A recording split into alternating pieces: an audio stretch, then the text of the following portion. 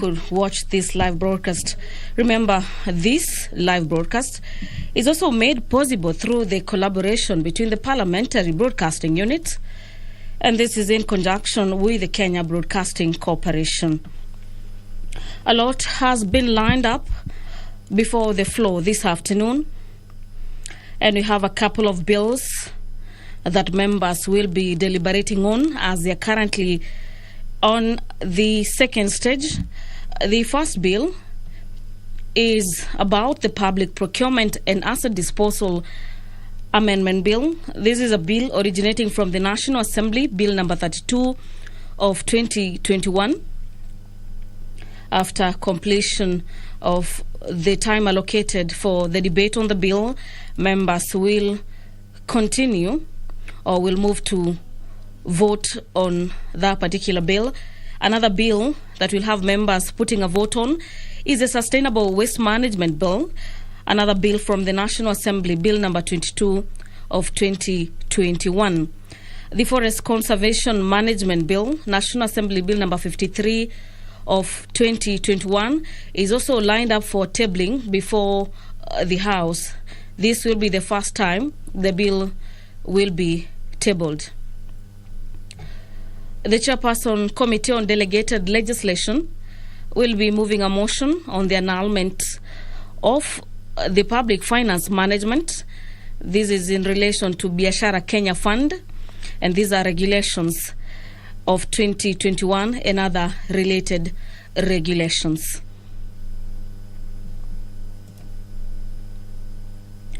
Another motion before the House this afternoon is the report on the annulment of the fiber crops regulations, a motion for 2020 by the Chairperson Committee on Delegated Legislation.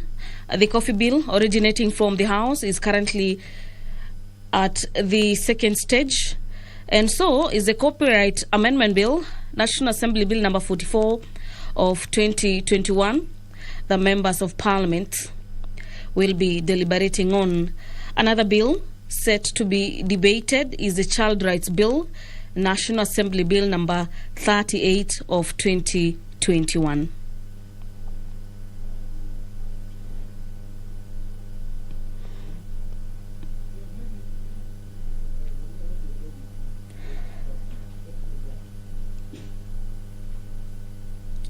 There will also be a petition on the degradation of the environment along Sondu Murio Dam. This is due to the failure by the Kenyan to comply with the Environment Management Conservation Act of 1995.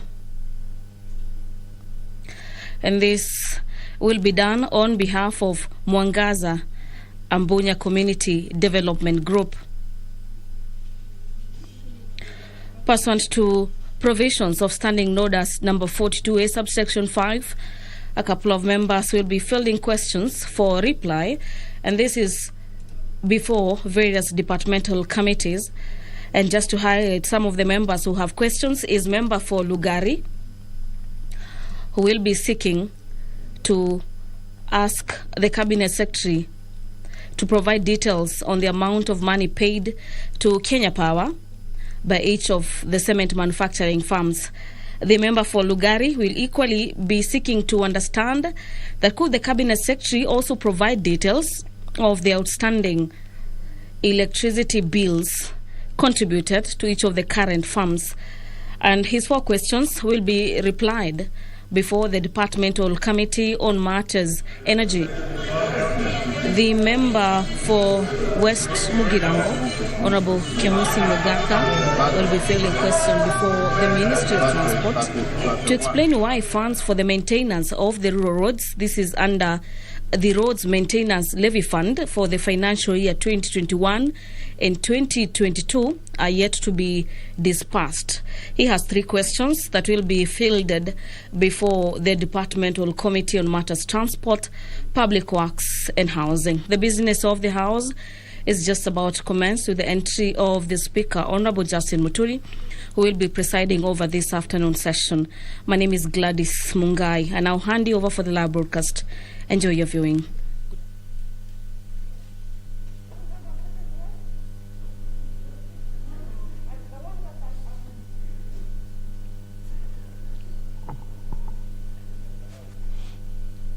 Tuombe. Ewe Mwenyezi Mungu, ambaye kwa hekima na wema wako umeteua nyadhifa za viongozi na mabunge kwa ustawi wa jamii na utawala wa haki wa wanadamu, twakusihi ututazame kwa neema nyingi sisi watumishi wako ambao umeridhika kutuita ili tutekeleze shughuli muhimu za jamhuri yetu. Twakuomba ututeremshie baraka zako sisi tuliokutanika hapa, na tujalie tuyatende na kuyafikiria mambo yote yatakayofikishwa mbele yetu kwa ajili ya haki na uaminifu, ili utukufu na sifa zako ziendelezwe, na ili kustawisha amani, ufanisi na heri ya nchi yetu na wale ambao haja zao umejikabidhi mikononi mwetu. Amina.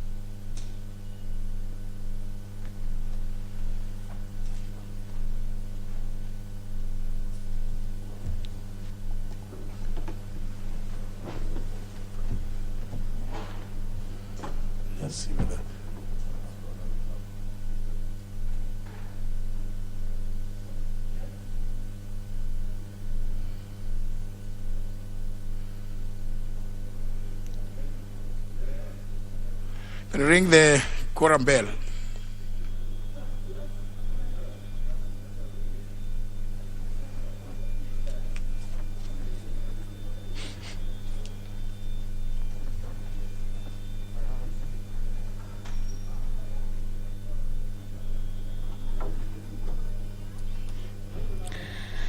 The Speaker of the National Assembly has just ordered that the quorum bell be rung for 10 minutes. This is to necessitate the House get the requisite number of a minimum of 50 members of Parliament to enable it transact business during this afternoon session.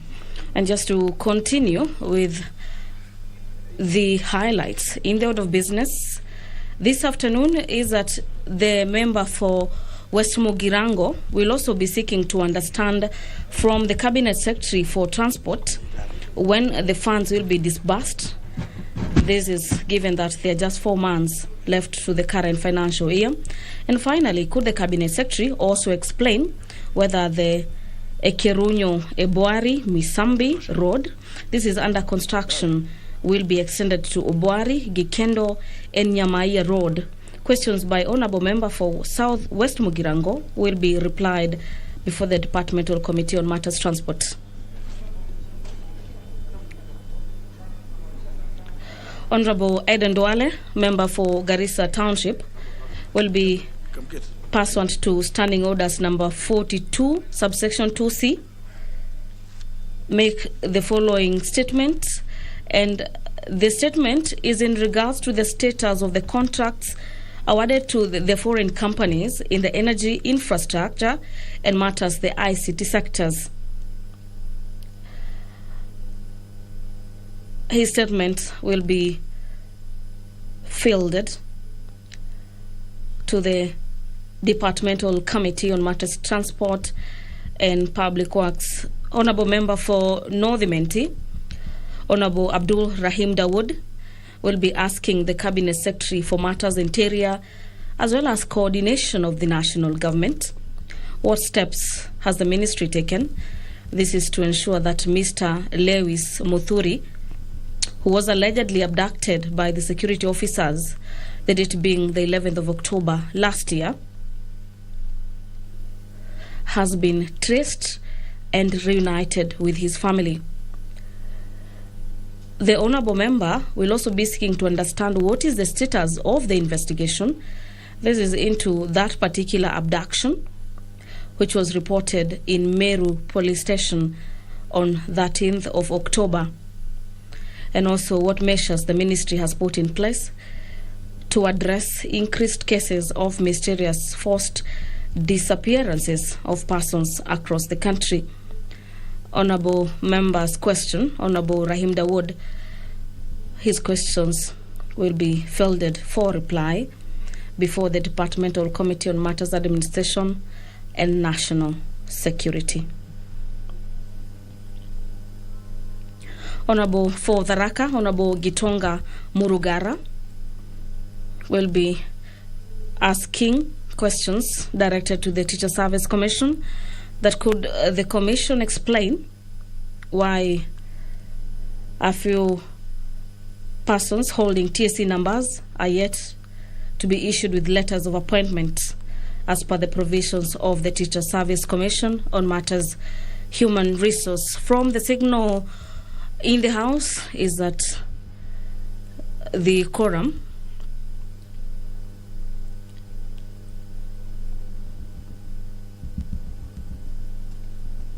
is about to get achieved to allow members to commence.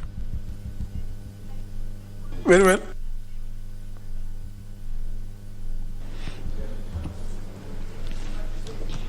Start. Order number 1, administration of oath. Order number 2, communication from the chair. Order number 3, messages.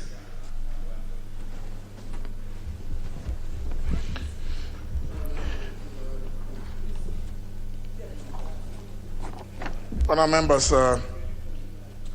this message number 1 for the year 2022 from His Excellency the President. You may recall, honourable members, towards the end of the last session, the National Assembly passed the Kenya Deposit Insurance Amendment Bill, National Assembly Bill number 43 of 2020. The bill was sponsored by the member for North Imenti constituency, the Honourable Abdul Rahim Dawood MP. Following its passage, I presented the bill for assent to His Excellency the President in accordance with the provisions of our standing orders. However, in exercise of the powers conferred under Article 115, Clause 1, Paragraph B of the Constitution, the President, by way of a memorandum, has referred the bill back to the National Assembly for reconsideration. Honourable members, in his memorandum, the President has expressed reservations to Clause 2 of the bill, which seeks to amend Section 28 of the Kenya Deposit Insurance Act by deleting subsection 2 and introducing a new provision to prescribe 6 months as the waiting period for payment of compensation to a customer in respect of a protected deposit. Honourable members, the President notes that the proposed new subsection is inconsistent with Section 33, subsection 6 of the Act, which provides as follows, I quote, where the corporation is obliged to commence payment under subsection 1 in respect of any insurance deposits, the corporation shall, unless there are extraneous circumstances hindering the corporation, within 30 days after being appointed liquidator, make payment based on the records of the institution and the opinion of the corporation as regards entitlement of the amount claimed. Close the quotes. Honourable members, His Excellency the President also objects to the proposal on grounds that the profession is in conflict with paragraph 15 of the International Association of Deposit Insurance's core principles for effective deposit insurance systems, which provides as follows, and I quote, the deposit insurance system should reimburse depositors' insured funds promptly in order to contribute to financial stability. There should be a clear and unequivocal trigger for insurance depositor reimbursements. Close the quotes. Honourable members, the President has therefore recommended that the proposed amendment be deleted. His Excellency has also expressed reservations to the introduction of a new subsection 3 of Clause 2, which imposes a fine not exceeding 1 million shillings or imprisonment for a term not exceeding 3 years, or both, for contravention of the impugned provision. In this memorandum, the President notes that this new provision fails to provide for offences committed by corporate persons. The President therefore recommends that the proposed subsection be amended to include sanctions for offences committed by a body corporate. His recommended text is contained in the memorandum to the House. Honourable members, Standing Order 154, subsection 2, requires the House to consider the President's reservations within 21 days upon receipt of the memorandum. In this regard, the reservations of the President, as contained in his memorandum, now stand committed to the Departmental Committee on Finance and National Planning for consideration. The committee should table its report soonest to allow the House to consider the President's reservations within the same timelines. Honourable members, the consideration of the President's reservations will be done in accordance with the provisions of Article 115 of the Constitution, as well as the Speaker's communication made on July 28, 2015, relating to the consideration of the President's reservations to a bill and amendments thereto. And I direct the clerk to circulate the memorandum of His Excellency the President on the said bill to all members so that they familiarize themselves with the contents. Thank you, honourable members.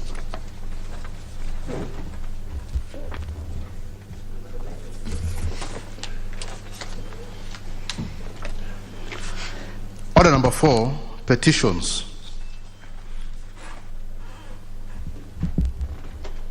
Those who are making your way in, please take your seats.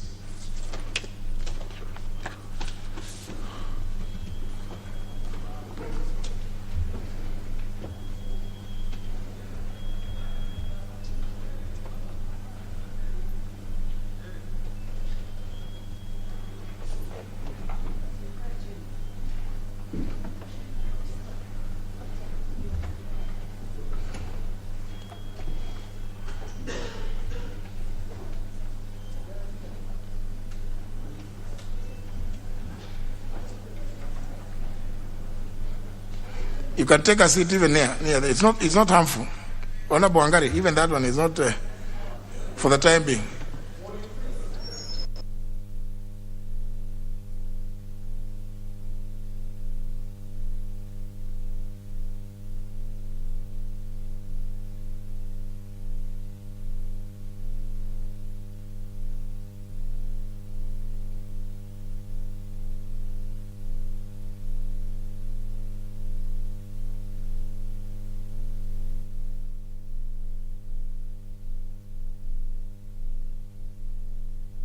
Report the House that a petition by members of Mwangaza Abunya Community Development Group on behalf of communities living around Sondu Miriu Dam in Nyakach constituency regarding the degradation of the environment along Sondu Miriu Dam due to the failure by the Kenya Electricity Generation Company, KenGen, to fully comply with the environmental impact assessment of 1995. The petitioners lament that since completion of the dam in 2009, KenGen's reluctance to comply with the recommendations of the Environmental Impact Assessment report has exposed them to numerous environmental hazards. The petitioners state that KenGen has left winds to sprawl and cover the surface of the dam, consequently rendering the water unfit for domestic use, hampering water transportation and creating a breeding ground for mosquitoes and other dangerous animals like snakes. The petitioners also claim that KenGen reneged on executing the mitigation measures to containing malaria and other waterborne diseases, hence increasing chances of disease and mortality in the region. In addition, siltation at the dam has compromised the quality of water and occasioned loss of livestock due to infestation of liver flukes and lookworms. The petitioners further state that following construction of the dam, vital access roads were blocked, particularly the access road to Kabondo Sub-County Hospital, which has hindered emergency medical response. KenGen is yet to open up alternative routes or construct a bridge across on the Miriu River, which is hindering transportation and commercial activities between Kisumu and Homa Bay counties. Finally, the petitioners are disillusioned that in spite of the fact that Sondu Miriu power generation plant is hosted within their region, the local community is yet to be connected to electricity. Honourable members, the petitioners therefore pray that the National Assembly do, 1, investigate the issues raised regarding the current state of Sondu Miriu Dam and its effects on the residents' right to clean water and safe environment with a view to recommending appropriate mitigation measures. 2, investigate the extent to which KenGen has failed to implement the environmental impact assessment of report of 1995 and recommend its full implementation, including open up blocked access roads, maintain existing maram roads, constructing drainage culverts and bridges at Worth Karoko Point to link Kisumu and Homa Bay counties, and another one to link St. Anthony's Secondary School and Abuoye Primary School. 3, recommend to KenGen to construct a health center at Mamboleo grounds to serve the local communities, which is exposed to high prevalence of waterborne diseases due to stagnant dam water. 4, find out the projects that KenGen has been implemented under the corporate social responsibility to the affected communities living majorly in Kodoch, West, and Kawur locations since inception to date, and recommend to KenGen to link with last mile connectivity project to supply electricity to the affected communities so the community gains advantage of hosting the dam. 5, recommend to KenGen to initiate infrastructure facelift and provision of learning materials in schools within the region, especially Abuoye, Nyadolo, and Ogeka primary schools as part of CSR program. 6, recommend to KenGen to release all the title deeds that have been held at the offices since 2005, when construction of the dam began, to help the community in processing of title deeds for the parcels of land which are not being finalized. 7, makes any other recommendation or recommendations deemed necessary in addressing the circumstances of the petitioners. Our members, having determined that the matters raised by the petitioners are well within the authority of this House, I order and direct that pursuant to provision of Standing Order 227, subsection 1, this petition be committed to the Departmental Committee on Energy. The committee is required to consider the petition and report its findings to the House and to the petitioners in accordance with Standing Order 227, subsection 2. I thank you, all members. I may allow a few comments on the petition. The first person, you have determined that this 6th session you are going to be exceptionally smart. Honorable Sangok. Unusually. Thank you very much, Honorable Speaker. And Honorable Speaker, being smart is my weakness. And Honorable Speaker, you remember there was a day that you were not around and my crutches were snatched. So I decided to camouflage so that I can confuse the enemy. Honorable Speaker, the petitioner have a very valid point, Honorable Speaker, because these very big companies, Honorable Speaker, disregard sometimes regard advices from NEMA, National Environmental Management Authority, Honorable Speaker. And as much as we need these mega projects, we need human lives first. Honorable Speaker, you know, whenever you have such a big project and there is stagnant water, especially in those areas of Nyanza where it is a malaria zone, Honorable Speaker, there will be waterborne diseases and malaria, Honorable Speaker. Roads have been closed, Honorable Speaker, because of that major project. And they have not constructed other roads or given resident an alternative, especially when it comes to health, Honorable Speaker. So, Honorable Speaker, I do support the petitioner, and I think the committee can make sure that they have dealt with it very quickly, Honorable Speaker, considering that we are going towards the election, so that we can solve those issues once and for all. So, Honorable Speaker, I support.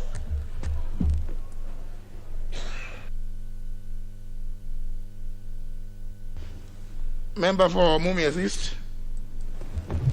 Thank you, Honorable Speaker. Honorable Speaker, quickly let me join my brother Sangok in supporting the petitioner for this petition. Honorable Speaker, this petition is similar to the question I asked last year to Department of Roads, where after excavation of Maram, they leave open holes which are usually filled with water, and they have become a source of breeding grounds for mosquitoes And even in my case in Mumias, we had 3 people who lost their lives. Therefore, Honorable Speaker, even this morning I was following what was happening on Mlembe radio. Honorable Speaker, you know Mlembe is a radio that covers our place.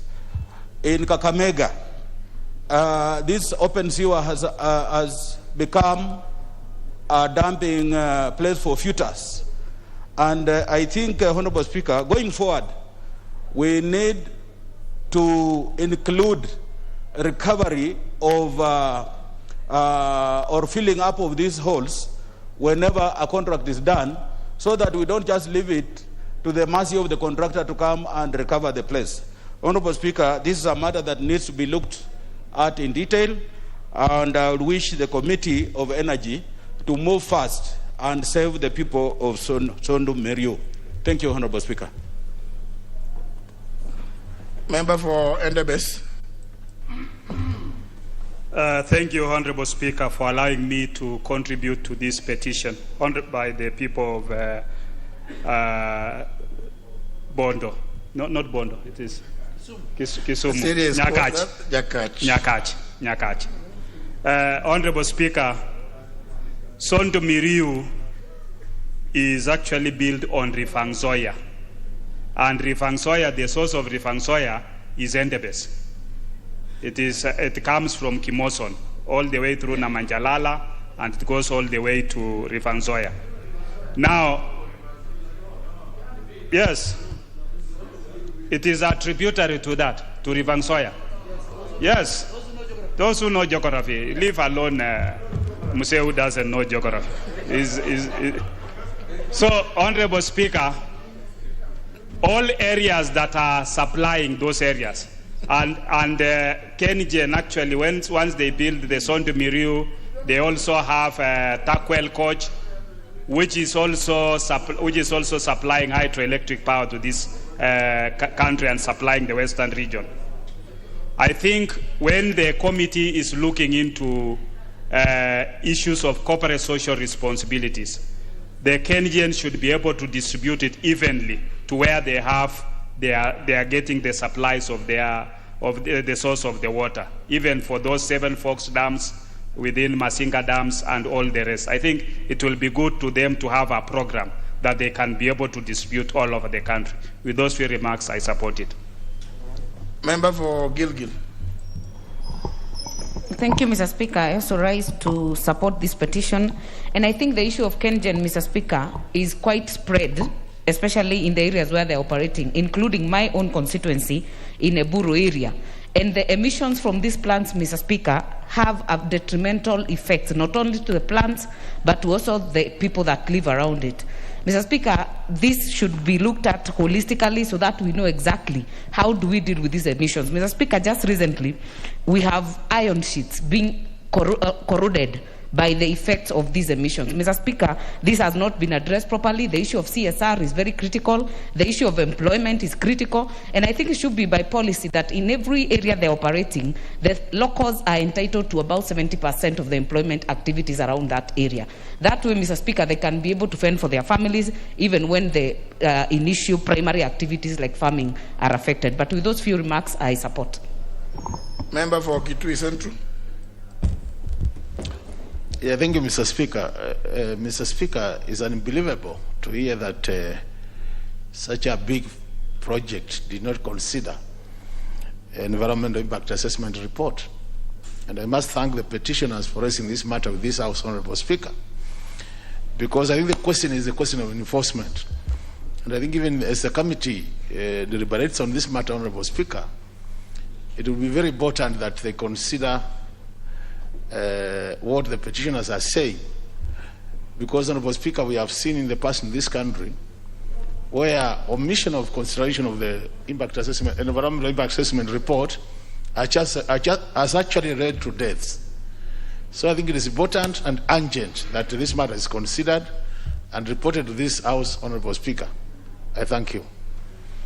Member for Nyaribari Chache.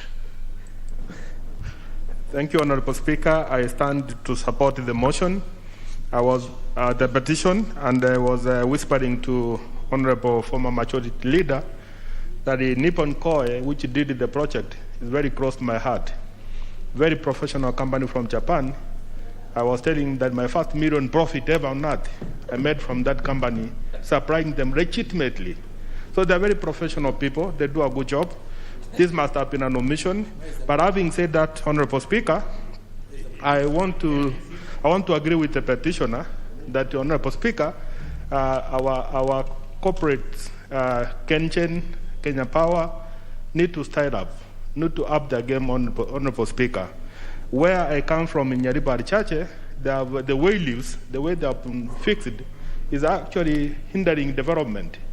We have a shortage of land, and when you have way leaves all over, without following any order, it affects the population, it affects the way of life, and we need to have it fixed and have a better way of structure of fixing that. So I support the petition, and I hope they will do something to ensure that the people of Nyakachi, their quality of life is not affected by that mega project. I support. Member for Mandera West. Thank you, Mr. Speaker. I also stand to support this petition, and I have personal experience where the effect of Kengen causes disastrous damages. A good example is that when those Masinga dams and those other dams are full, they release a lot of water downstream from Garissa up to the Tana Delta there. All the farms are flooded, families are displaced, some houses are waterlogged, and this happens every year, twice or at least once or twice every year. And the destruction is just too much.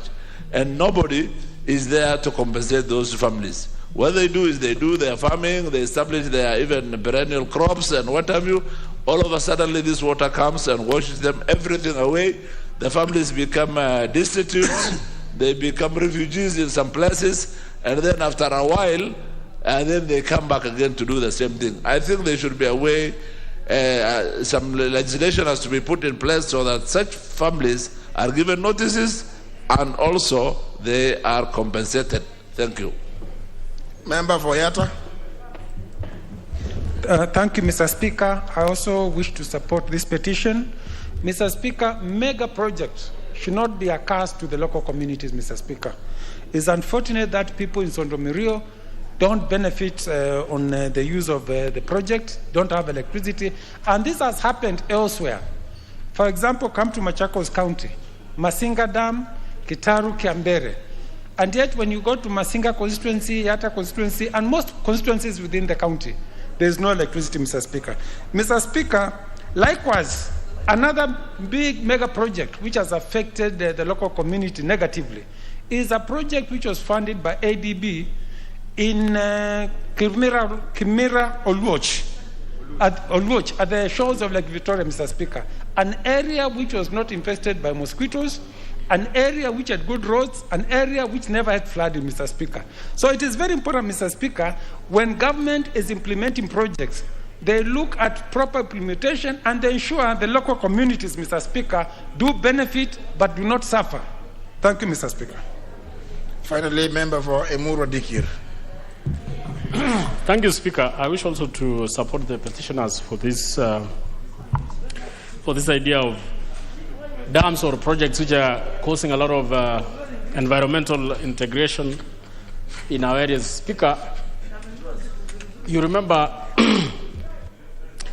when we are doing any project in this country, Speaker, there is what we normally call environmental assessment, which is done by NEMA and which approves as to whether that project should proceed, and if it proceeds, what are the regulations that the project or the contractors should follow so that they don't degrade the environment. Speaker, I say this because there's also a project I once visited and which I come from around that village called the Tare Dam. Speaker, there was a lot of environmental degradation, and even the people who live around there, most of them has been hospitalized because of what is the products of the drilling of that dam, Speaker. So I think whenever we're doing any business of constructing or doing doing dams or even other major projects, Speaker, the NEMA themselves should be able to give these people conditions. And when those conditions are not met, Speaker, the NEMA should be able to sue those people, or the people who are living in those particular environments should be able to sue the particular contractors who are doing those particular dams or doing those projects around there, Speaker. So there should be a way where the NEMA themselves should deal with those particular projects rather than leaving it to the ordinary wananchi. Thank you, Mr. Speaker. Very well. The petition concludes the matter of the comments on that petition. Move to the next order. Order number 5, papers. Leader of the majority party. Honorable Speaker, I beg to lay the following papers on the table of the House today. Thursday, February the 3rd, 2022. Can I have some?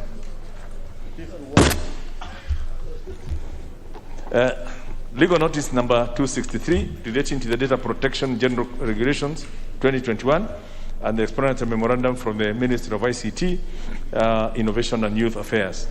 Number 2, legal notice number 264 relating to the Data Protection, Complaints Handling and Enforcement Procedures, Regulations 2021 and the explanatory memorandum from the Ministry of ICT, Innovation and Youth Affairs. Legal notice number 265 relating to the Data Protection, Registration of Data Controllers and Data Processors, Regulations of 2021 and the explanatory memorandum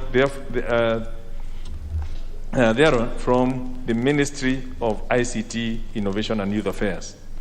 And number 4, the reports of the Auditor General and financial statements in respect of the following institutions for the year ended 30th of June 2021 and the certificates therein. And first is Mombasa, Nairobi, Addis Ababa Road Corridor Project, Phase 2, Kenya National Highways Authority. The Global Fund HIV/AIDS Project Grant, National AIDS Control Council. Third, the Health Sector Support Project, Kenya Medical Supplies Authority, KEMSA. D, the Global Fund Tuberculosis Grant Program, Ministry of Health. Number E, the Kenya Youth Employment and Opportunities Project, the State Department for Youth Affairs. Number F, the Thwake Multipurpose Development Program, Phase 1.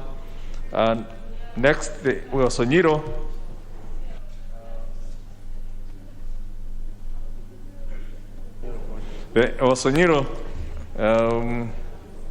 South Development Authority.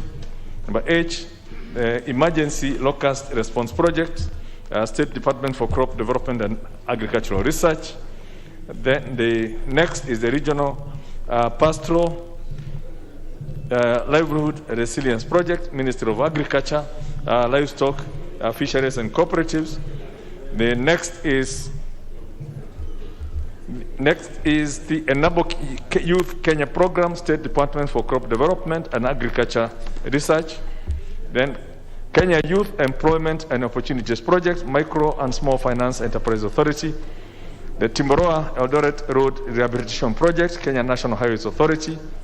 Then next is Portrees Moi International Airport Access Road, Kenya National Highways Authority. Next is Nairobi Southern Bypass Project, Kenya National Highways Authority. The Northern Corridor Rehabilitation Program, Phase 3, Kenya National Highways Authority. The Kenya Transport Sector Support Project, Kenya Civil Aviation Authority. The Nuno Modagashe Road Project, Kenya National Highways Authority. And Transforming Health Systems Universal Care Project Grant, Ministry of Health. The last batch is the reports of the Auditor General and financial statements in respect to the following institutions for the year ended 30th of June 2020 and the certificates therein. A, Kenya Institute of Mass Communication, the Numeric Machining Complex Limited, LAPSET Corridor Development Authority. Number D, Kirinyaga University, the Kenya Roads Board Operations, the Kenya Roads Board Fund, State Department for Infrastructure, the Kenya Marine and Fisheries Research, the Kenya National Shipping Line Limited, the Kenya Citizens and Foreign Nationals Management Service, the President's Award Scheme, National Research Fund, Universities Fund, the current Technical Training Institute for the Deaf, and the Kenya Law Reform Commission. Thank you, Honorable Speaker. Can we let's get these other documents tabled? The chairperson, Departmental Committee on Finance and National Planning. Oh, the Honorable Angwenyi, you are the acting chair. Honorable Speaker, I beg to lay on the following paper on the table of the House today, Thursday, February 3rd, 2022. A report of the Departmental Committee on Finance and National Planning on the vetting of Ms. Elizabeth Wangoi Mushiri, nominee for appointment as a member of the Salaries and Remuneration Commission, representing the National Police Service Commission. Thank you, Mr. Speaker, sir. Next order. Order number 6, notices of motion. Honorable Kamket. Thank you, Mr. Speaker. Mr. Speaker, sir, I beg to give notice of the following motion: that this House adopts the report of the Committee on Delegated Legislation on its consideration of the Public Finance Management Act Sinking Fund Guidelines 2021, laid on the table of the House on Tuesday, September 21, 2021, and pursuant to the provisions of Section 13 of the Treasury Instruments Act 2013, annuls in entirety the Public Finance Management Sinking Fund Guidelines 2021, published as Gazette Notice number 5085 of 2021.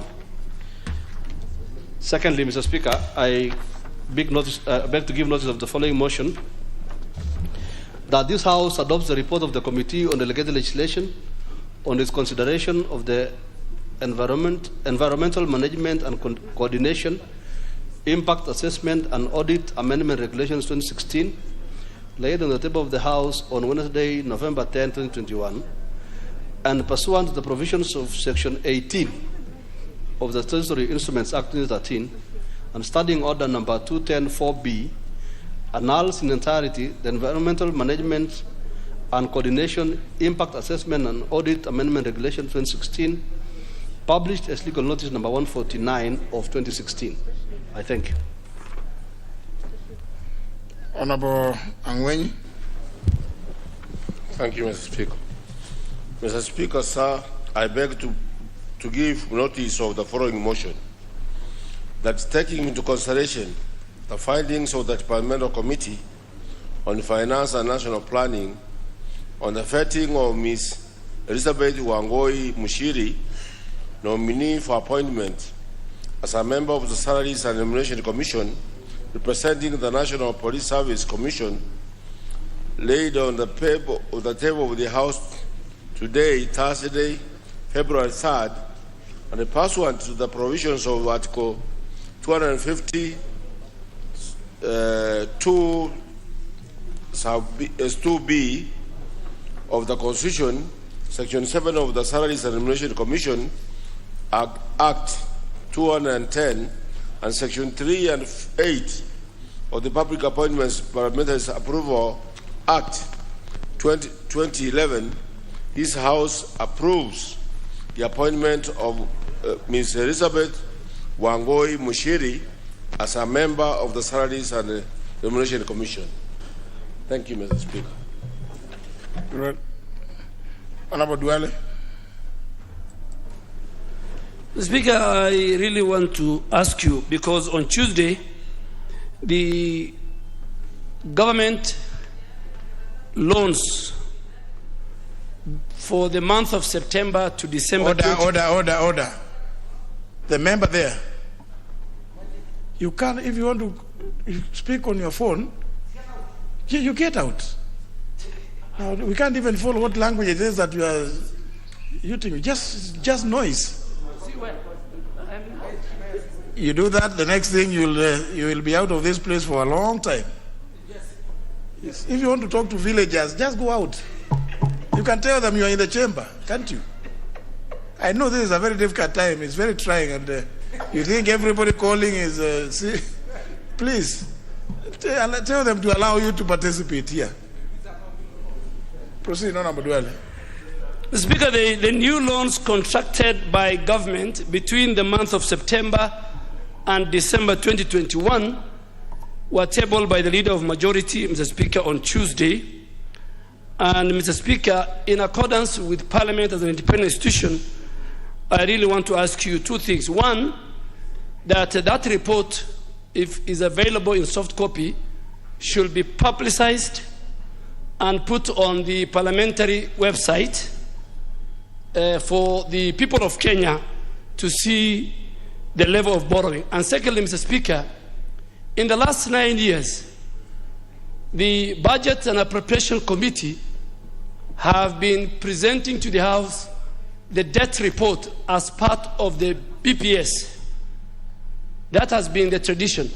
Speaker, I really want you to ask that this year, in line with the advice given by the Parliamentary Budget Office, that the Budget and Appropriation Committee tables a report on the debt before we discuss the budget policy statement in its report. And finally, Mr. Speaker, and I don't want to speak for him, he's in the House. Speaker, this is the last session, and we'll be very happy, as you directed earlier, if we can discuss Honorable Bunyasi's bill on the establishment of an independent institution that will deal with the debt in our country, Mr. Speaker. This advice by the Parliamentary Budget Office has not... it is a director that who, because I've not been... who are they advising? Mr. Speaker, in fact, they have been advising the Budget and Appropriation Committee. And the chair sitting here can confirm. They have been advising even the previous chairs of Budget and Appropriation Committee. These are an advice they have been giving, and it is in the Hansard. So it's with the... So I'm sure the chair of Budget can confirm that advice has been given. Speaker, at least I can confirm that. So, Speaker, we need to discuss the debt as a separate report before we discuss the budget policy statement. That is the only thing I'm asking.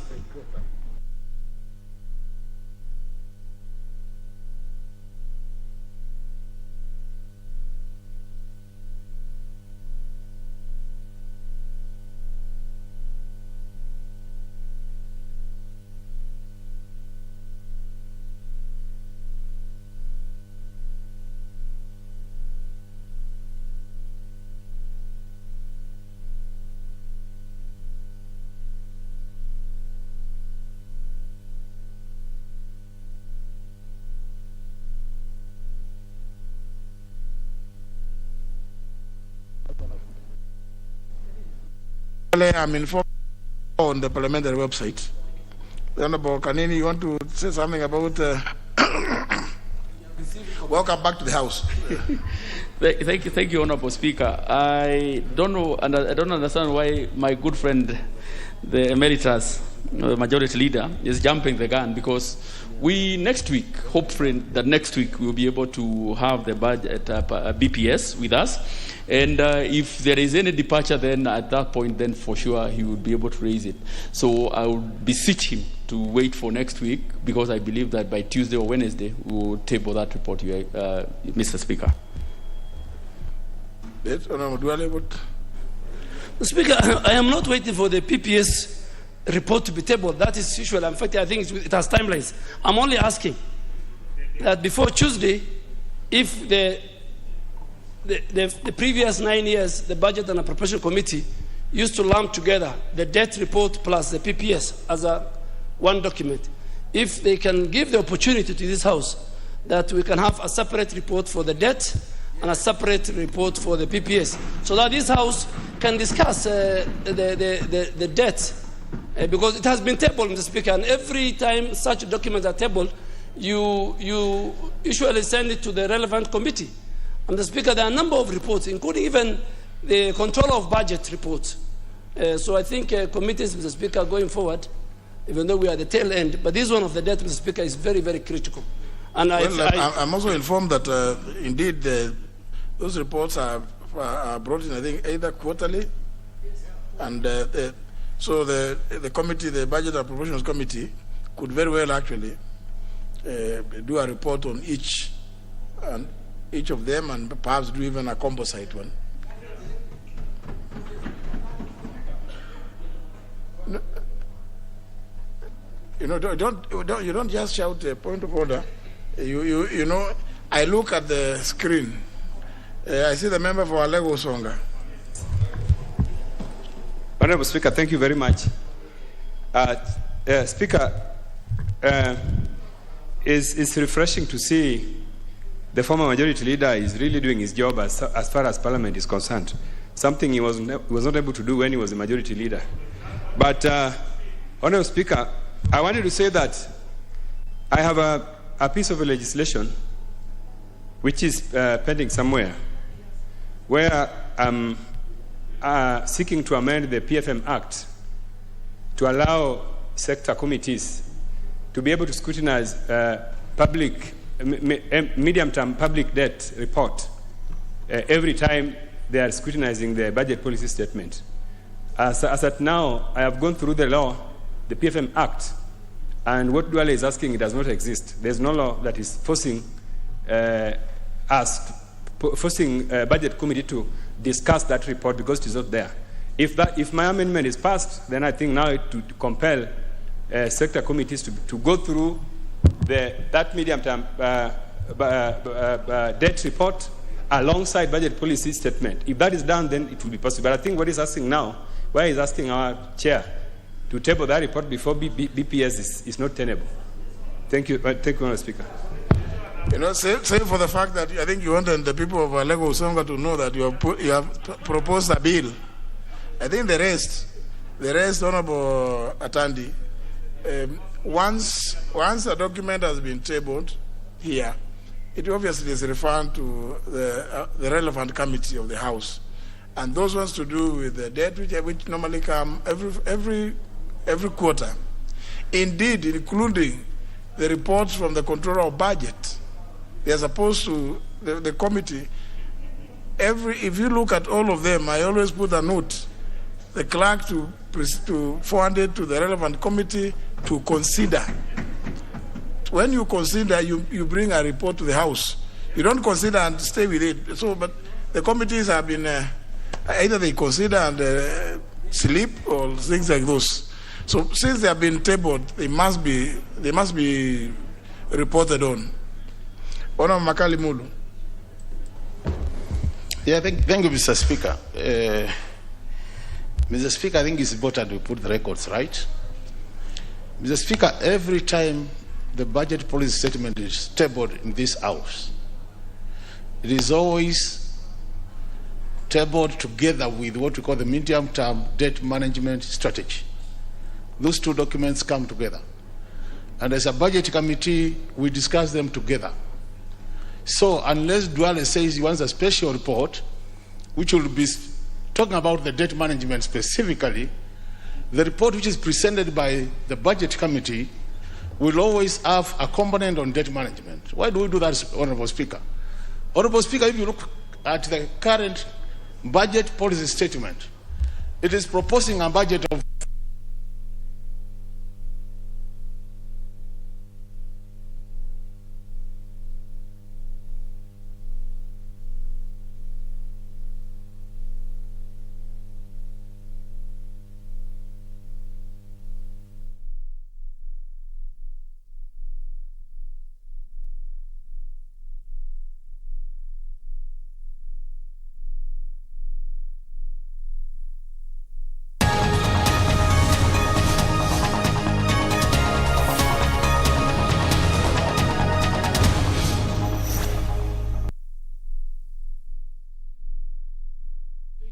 how our debt is, public debt is, how it is doing in the country. But we have not taken time as a House to interrogate those reports which come.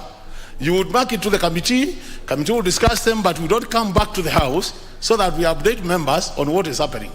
So I think really we need to get that clear that those quarter reports could become part of our debates here, so that when they are prepared, they come, the committee looks at them, and then we table the report here, and then we debate. That should be the way, Honorable Speaker. Thank you. Honorable Kamket. Thank you, Mr. Speaker. I just want to appreciate what Honorable Duale has requested, but Mr. Speaker, I think it took too long for Honorable Duale to. I think he's turning out to be a very good opposition leader. And Mr. Speaker, I think he spent too much time in the majority seat. And the points he's raising now, he's just turning out to be an activist. Because like it's been said earlier, Mr. Speaker, this document is already with the committee. And Mr. Speaker, I want to tell Honorable Duale, Mr. Speaker, that there is no amount of activism that is going to help him and his preferred party to win back government. They are headed direct into opposition, no matter what, however much activism he tries to bring into the House. Now, honorable members, Honorable Kamket, please. I thought this was a very serious matter. The issue of public debt. Now, if you take it now, if you now introduce those other village issues, it is not going to be good. Let me hear from the member for Nambale. Thank you, Mr. Speaker. Indeed, this is a serious matter, and I don't think it should be cheapened the way that Honorable Kamket is trying to do. But going back to, we have regular documents that come up and they are usually tabled, and then we forget about it. I think being able to debate them would be a step forward. But purpose of a more substantive and structured engagement on the debt question, such as what I have proposed in the bill, would be important for us to take stock where we are, how we do it, and how it would affect our future borrowing activities. And this is not a matter of partisanship in politics. It's a matter of sound economic management. And I think for those who think they're trying to protect any side by resisting a discussion on this, they're doing a disfavor. You can't light a fire under your mattress, and because you don't feel the heat, you feel safe. I think that's a big mistake. So I really hope that in line with the instruction you gave, Mr. Speaker, that this bill will be tabled. I know there isn't even enough time to finish it, but let us debate it. It will give us a much broader insight into where we are and what's happening, and then we can all come in and give guidance from wherever position we are to support excuse me, and improve management of the economy. There's nothing sinister about it at all. So I find this defensiveness to be counterproductive. Now, I noticed that a number of you have pressed for some interventions, but Honorable Abdisalan, maybe if you could just hold on a bit. Honourable members, for the convenience of the House, I will step down these interventions. Don't remove your cards. You will be given the chance. I've just noticed that quite a number of members have completed their afternoon sitting. So let me just rearrange business so that we go to order number 8 and 9. Clerk, please. Order number 8, the Public Procurement and Asset Disposal Amendment Bill, National Assembly Bill number 32 of 2021, second reading. Question to people. Honourable members, debate on this bill was concluded yesterday, and what remained was the question to be put, which I hereby do. That the Public Procurement and Asset Disposal Amendment Bill, National Assembly Bill number 32 of 2021, be read a second time. Will as many as that opinion say aye? Aye. As many as the contrary opinion say nay? The ayes have it. A bill for an act of Parliament to amend the Public Procurement and Asset Disposal Act and for connected purposes. Next. Order number 9, the Sustainable Waste Management Bill, National Assembly Bill number 22 of 2021, second reading. Question to be put. Again, honourable members, debate on this bill was also concluded yesterday, and What remained is for the question to be put, which I hereby do. That the Sustainable Waste Management Bill, National Assembly Bill number 22 of 2021, be now read a second time. Will as many as of that opinion say aye? Aye. Will as many as of the contrary opinion say nay? The ayes have it.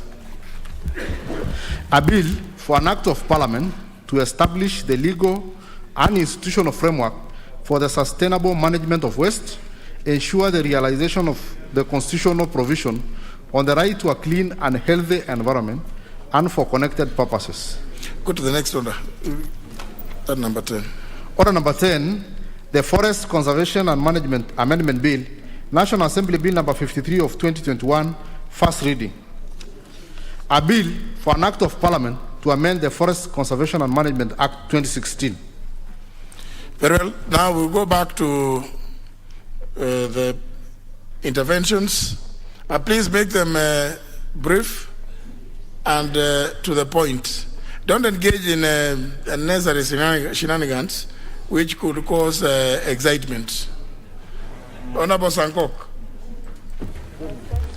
Thank you very much, Honorable Speaker. And Honorable Speaker, I think we are all saying the same thing, only in different styles, depending on where you are born and brought up from. Honorable Speaker, because Honorable Ndwale, what he have requested, His Excellency Ndwale, is that we need to see the debt, first of all, before we go to BPS, so that we can understand, so that we can match the two and compare and see where we are. So what is wrong with asking? And I think Honorable Kanini Gega have confirmed that he have received, I have not said she, I have said he have received recommendation from the budget office. And you know, sometimes I may confuse, you know, depending on how you talk, I may confuse you whether you are a he or a she. So, Honorable Speaker, therefore, he have received some recommendation from the budget office that we really need to separate the two reports so that we can understand, we can digest, we can internalize, so that we really make sure that we control also the issue of debt ceiling in this country. So we are all saying the same thing. Apart from Honorable Atandi, I think he's so much used to WhatsApp, but this one is a very serious matter. Honorable Atandi. Thank you. Member for Endebess, what's your intervention? Thank you, Honorable Speaker. Having listened to Honorable Punyasi, being is one of the most intelligent members in this House. He's worked as an economist with the World Bank, and I think that kind of experience is what we need in this House to contribute. And I think that bill which is brought in terms of debt management, having an independent body to look into it, I think, Honorable Speaker, we should give it due attention, make sure that this bill is debated in this House and we have a way forward. But on the issue that was raised by Honorable Dwale, on the issue of the debt report also being submitted, Honorable Makalu has confirmed that they always get the midterm reports from the Auditor General.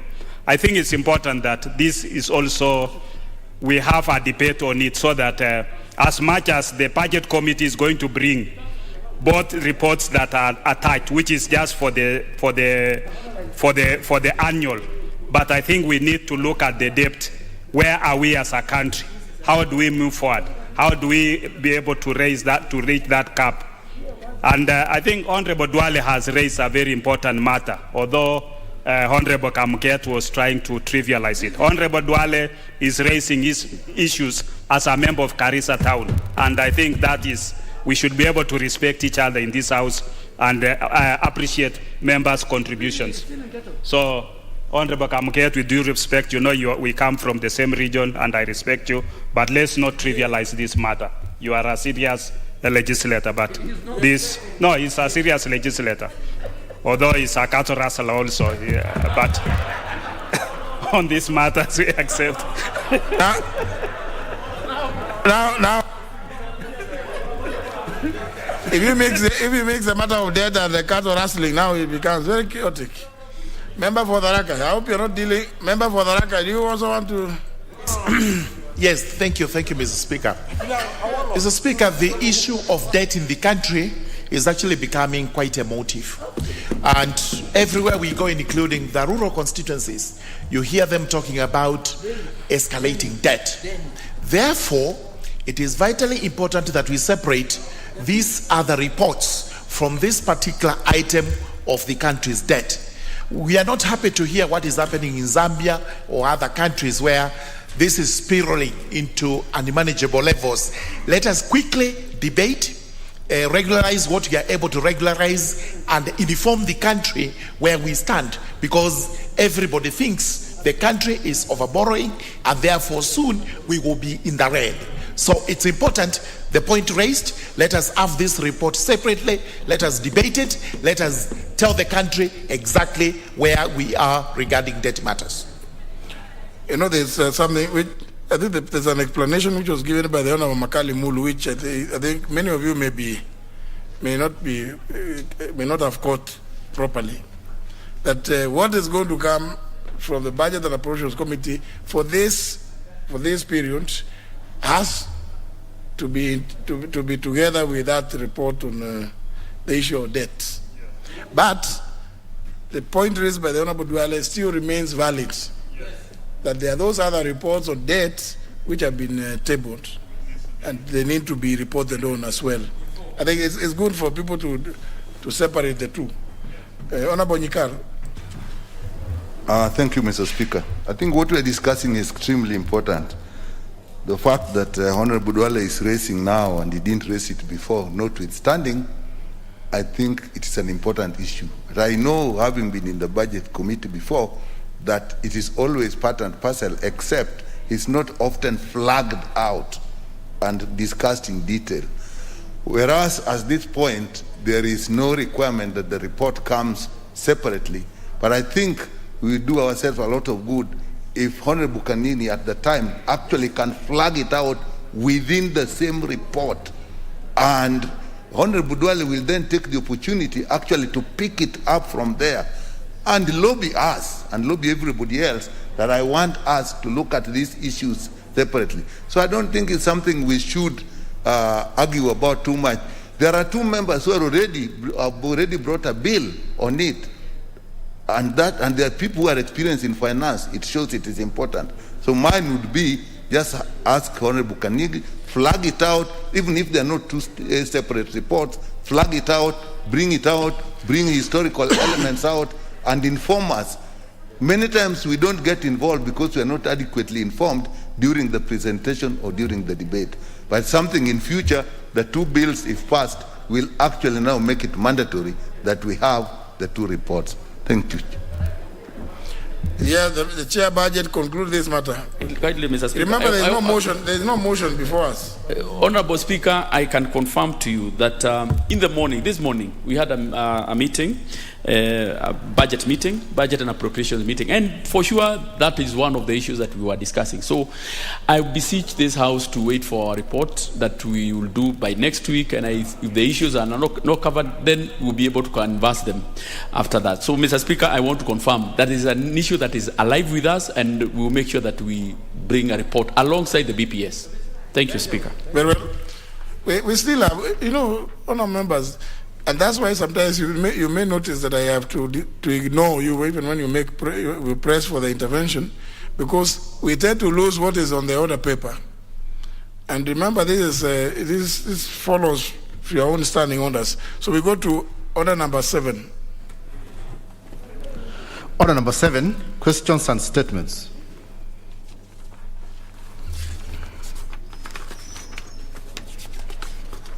The first question is by the member for Lugari.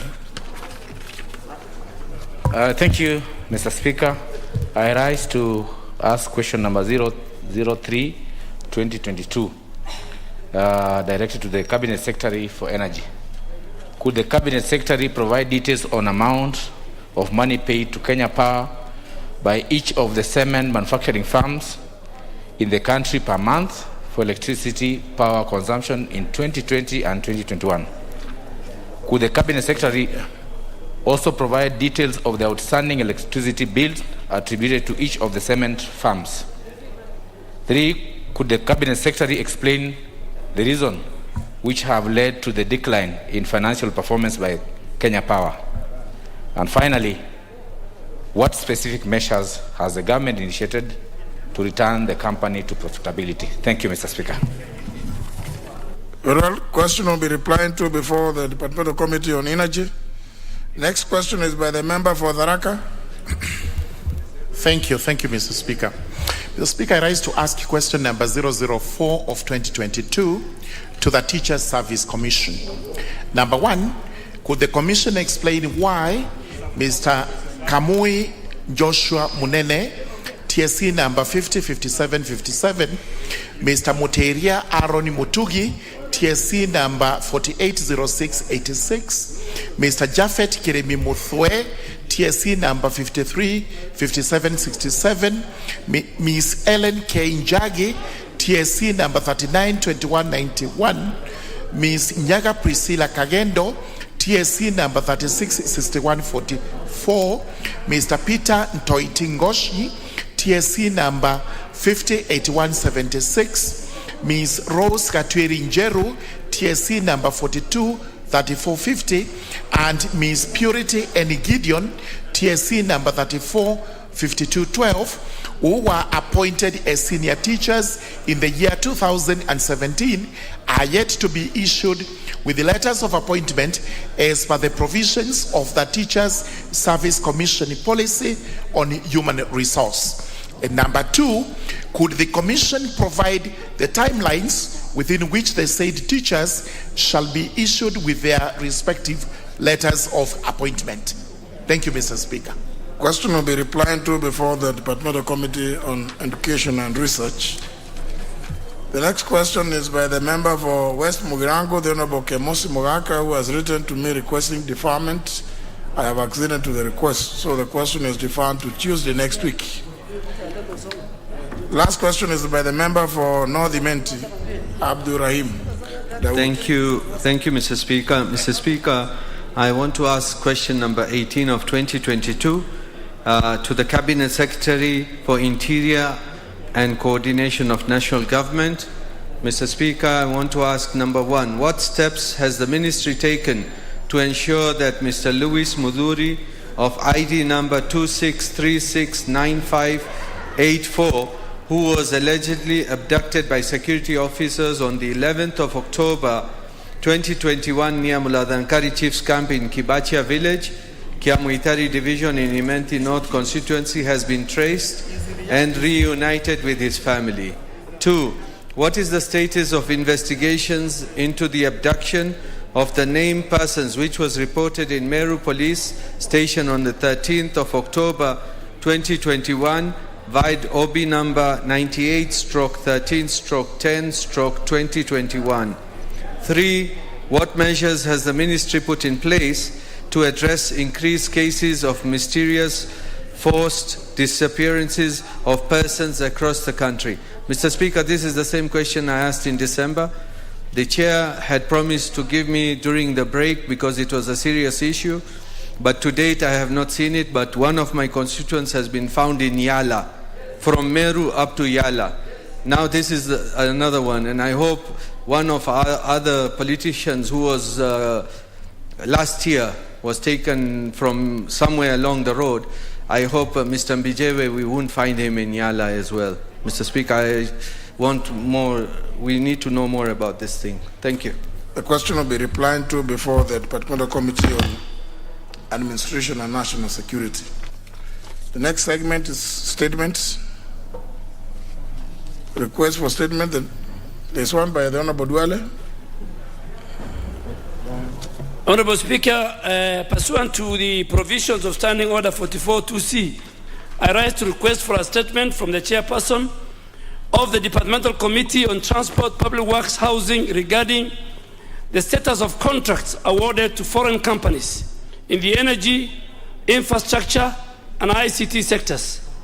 Honorable Speaker, the status of the public debt as at 31st September 2021 indicates that the gross public debt increased by 875.7 billion to Kenya shillings 7,996.3 billion compared to 7,120.6 billion as at the end of September 2020. Speaker, the gross public debt comprised of 50.8% external debt and 49.2% domestic debt. The National Treasury, Mr. Speaker, attributes the increase in the public debt during the period to external loan, disbursement, exchange rate fluctuations, and uptake of domestic debt during the period. Honorable Speaker, the pending bills are mainly in the roads and energy sector. Roads has a pending bill of 71 billion in the financial year 2018-2019, which dropped slightly to 41 billion in the financial year 2019-2020, before again doubling up to 88 billion in the financial year 2020-2021. Honorable Speaker, the government paid approximately 645 billion, or 65% of the total actual expenditure of 975.2 billion in the energy, infrastructure, and the IC sector to companies that were linked to China or which were Chinese state-owned companies, among other foreign enterprises. The high borrowing from foreign nations and awards of contracts to foreign and foreign-owned companies, Mr. Speaker, has created a vicious circle of borrowing from foreigners to pay foreigners. It's very, very sad, Mr. Speaker. So we borrow from them and we pay them again. Honorable Speaker, it is against this background that I seek a statement from the chairperson, Departmental Committee on Transport, Public Works and Housing, that addresses the following issues. 1, what is the identity of the local directors or representative of all the foreign-owned companies awarded contracts by the Ministry of Transport, Infrastructure, Housing, Urban Development and Public Works, including a breakdown of contracts awarded by all the state agencies in the ministry from the financial year 2013-2014 to date. 2, what is the total amount of contracts awarded to foreign companies undertaking projects in the ministry, including a breakdown for each company and the total amount paid so far from the financial year 2013-2014 to date. 3, Mr. Speaker, can the ministry provide the identity of directors and local representatives of the foreign-owned or foreign-linked companies awarded contracts for construction, rehabilitation, maintenance, and design of roads and bridges, and construction of affordable housing from financial year 2018-2019 to the financial year 2021-2022, including a breakdown of the contracts awarded. 4, could the ministry provide a breakdown of the total number of professional engineering graduates, Kenyan engineering graduates, employed by foreign-owned or foreign-linked companies from the financial year 2018-2019 to financial year 2021-2022. 5, provide the names of the local companies and amount of subcontracts that the foreign-owned or foreign-linked companies have awarded to local contractors as a way of capacity building and technology transfer for the financial year 2013-2014 to date. And finally, Mr. Speaker, provide technical and financial verifiable measures that the government has put in place to support local contractors in effecting and competing against state-backed companies from other nations like China. Honorable Speaker, I beg and thank you that you have given me an opportunity to ask this statement.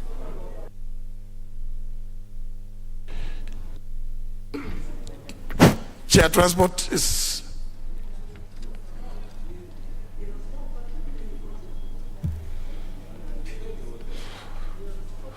Does he have a vice chair?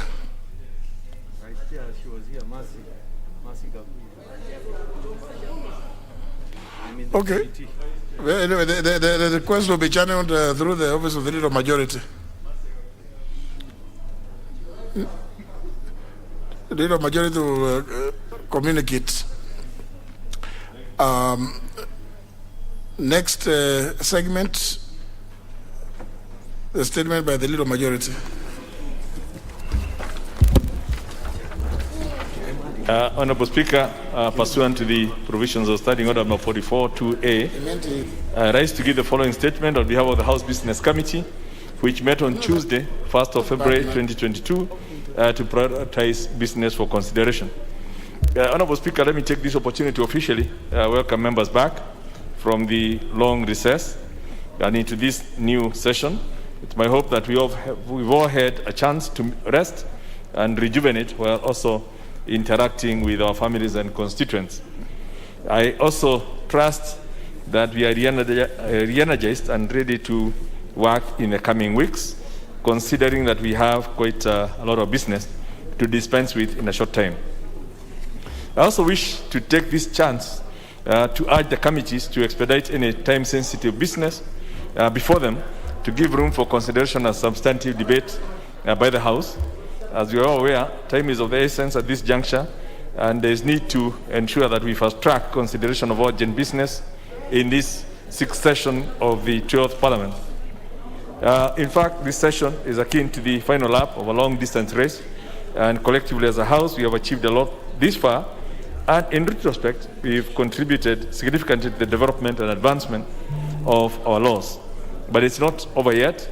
The bell has just rung, and this is the last lap, so we need to make every moment count. Mr. Speaker, for the sitting of Tuesday, the 8th of February 2022, the following business will continue at the second reading. The coffee bill, which is Senate Bill number 22 of 2020, the Children's Bill of 2021, and the Health Laws Amendment Bill of 2021.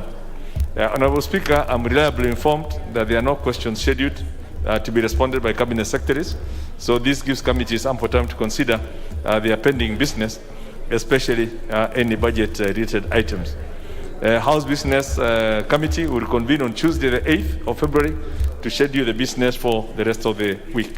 Honorable Speaker, I now wish to lay this statement on the table of the House. Very well. Next order. Order number 11, motion. Report on annulment of the Public Finance Management Biashara Kenya Fund Regulations 2021 and other related regulations. Honorable Kamket. Yeah, Mr. Speaker, sir, I beg to move that this House adopts the report of the Committee on Delegated Legislation on its consideration of the Public Finance Management Biashara Kenya Fund Regulations 2021, the Public Finance Management Uwezo Fund Revocation Regulations 2021, the Public Finance Management Women Enterprise Fund Revocation Regulations 2021, and the Public Finance Management Youth Enterprise Development Fund Revocations Regulations 2021, laid on the table of the House on Tuesday, September 21, 2021, and pursuant to the provisions of Section 18 of the Statutory Instruments Act 2013, annuls in entirety the Public Finance Management Biashara Kenya Fund Regulations 2021, published as legal notice number 55 of 2021. 2, the Public Finance Management Uwezo Fund Revocation Regulations 2021, published as legal notice number 56 of 2021. And 3, the Public Finance Management Women Enterprise Fund Revocation Regulations 2021, published as legal notice number 57 of 2021. And the Public Finance Management Youth Enterprise Development Fund Revocation Regulations 2021, published as legal number 58 of 2021. Mr. Speaker, sir,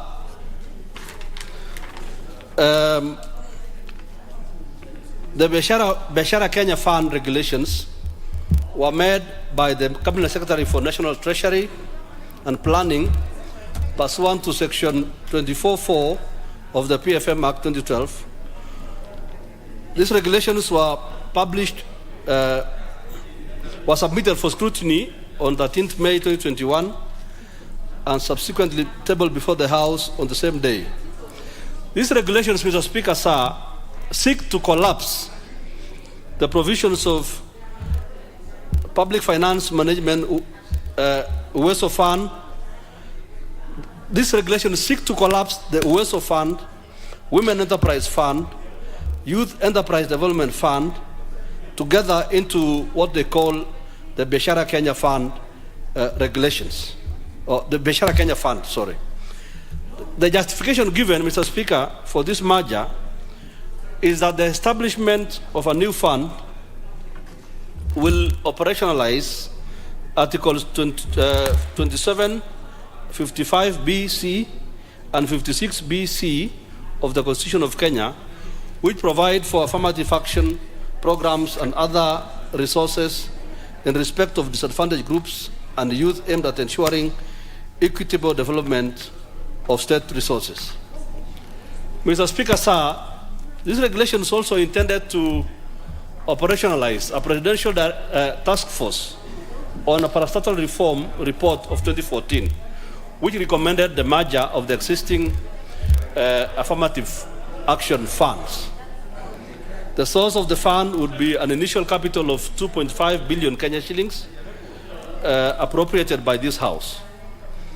Mr. Speaker, sir, the committee held several meetings with the National Treasury and Planning in respect to the draft regulations, more particularly during these meetings, the Cabinet Secretary made submissions to the committee on the regulations on 1st February 2021 at White Sands. On Thursday, the Cabinet Secretary again came back and made representations to the committee. During these meetings, Mr. Speaker, sir, pertinent issues were raised by concerning the proposed regulations, the proposed merger. Pursuant to Section 13Q, Mr. Speaker, sir, of the Statutory Instruments Act, the committee made a resolution with the National Treasury and came up with the following concerns. These are the concerns that the committee raised. Mr. Speaker, sir, number one, on the Statutory Instruments Act, the committee noted that the new regulations seek to deliberately revoke the role of the Member of Parliament and other political officers involved during the disbursement of funds for purposes of oversight and monitoring. So in short, Mr. Speaker, sir, this regulation seeks to render the Member of Parliament irrelevant in the disbursement of the funds. Number two, Mr. Speaker, sir, the requirement for disbursement of funds through financial intermediaries, as stipulated in the regulations, the committee observed that that is a contravention of Section 13(1) of the Statutory Instruments Act, as it makes rights, liberties, and or obligations of the potential and intended beneficiaries from the fund unduly dependent on insufficiently defined administrative powers. Mr. Speaker, sir, the committee further noted that it may be imperative that the regulation-making authority considers reducing the stipulated maximum amount proposed lent to the beneficiaries to allow for more citizens falling within the affirmative action bracket to benefit from the fund. The committee further, Mr. Speaker, sir, noted that the provision on investment of idle funds would offend Section 13G of the Statutory Instruments Act, as it imposes direct expenditure from the consolidated fund or other public revenues. Mr. Speaker, sir, furthermore, the committee noted that pursuant to Section 13C of the Statutory Instruments Act 2013, the regulations contain a subject matter that is incidental or ancillary to the constitutional economic rights of our sections of Kenyans. Hence, therefore, the regulations contain a matter which, in the opinion of the committee, should more properly be dealt with in an act of parliament through a more vigorous parliamentary process. Mr. Speaker, sir, the committee further noted that the Treasury and other stakeholders ought to review the monetary qualifications of various categories of enterprises in a way that is more considerate than what is contained in the regulations. Mr. Speaker, sir, the committee noted that there ought to be use of percentages or ratios in lending out the monies to the beneficiaries or a more rational approach to be employed. Mr. Speaker, sir, at a further meeting, consultative meeting with the regulation making authority, the committee made these representations to the minister. But Mr. Speaker, sir, the committee noted that all these considerations were not taken into account, and furthermore, when we look at the regulatory impact assessment, the committee scrutinized the regulations in accordance with the Constitution and other relevant laws with the National Assembly standing orders, and observed further that the regulations contravene Section 6, 7, and 8 of the Statutory Instruments Act 2013 that requires the regulation-making authority to carry out a regulatory impact assessment and submit the same to Parliament as required by these sections of the law. Mr. Speaker, sir, the Public Finance Management Biashara Kenya Fund Regulations 2021 in all its aspects have a huge impact on the community, especially the youth, women, persons with disabilities, and small and medium business enterprises. The regulation making authority, therefore, Mr. Speaker, sir, in failing to conduct, gazette, and submitting a regulatory impact statement with an attendance certificate as required by the Act, contravened Section 6 of the Statutory Instruments Act 2013. Mr. Speaker, sir, on the matter of consultation and or otherwise not referred to as public participation, which is provided for in the Section 5 of the Statutory Instruments Act, these regulations contravene Articles 10 and 118 of the Constitution, Sections 5, 5A, 13A, and M of the Statutory Instruments Act, which require that the regulatory making authority conducts public participation and sufficient consultation with the stakeholders and persons likely to be affected by the regulations. The annexed memoranda which was given to us, Mr. Speaker, to the regulations indicates that several stakeholders were consulted, including a committee on delegated legislation. However, Mr. Speaker, sir, on further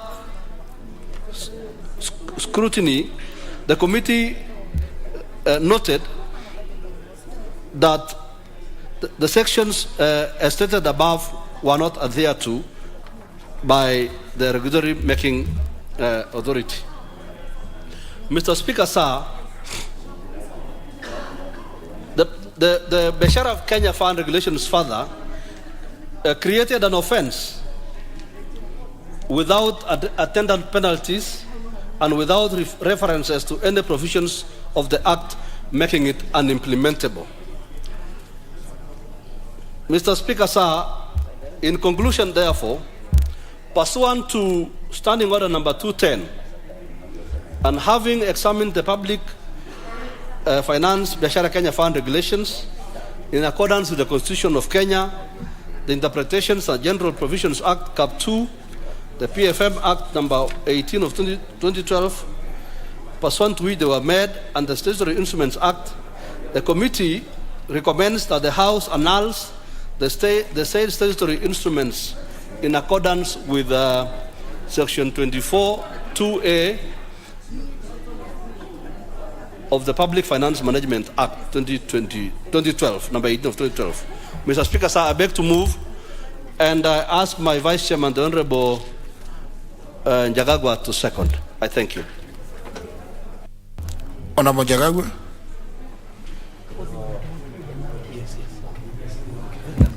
Thank you very much, Mr. Speaker. I would not have put it any better than what my chairman has said.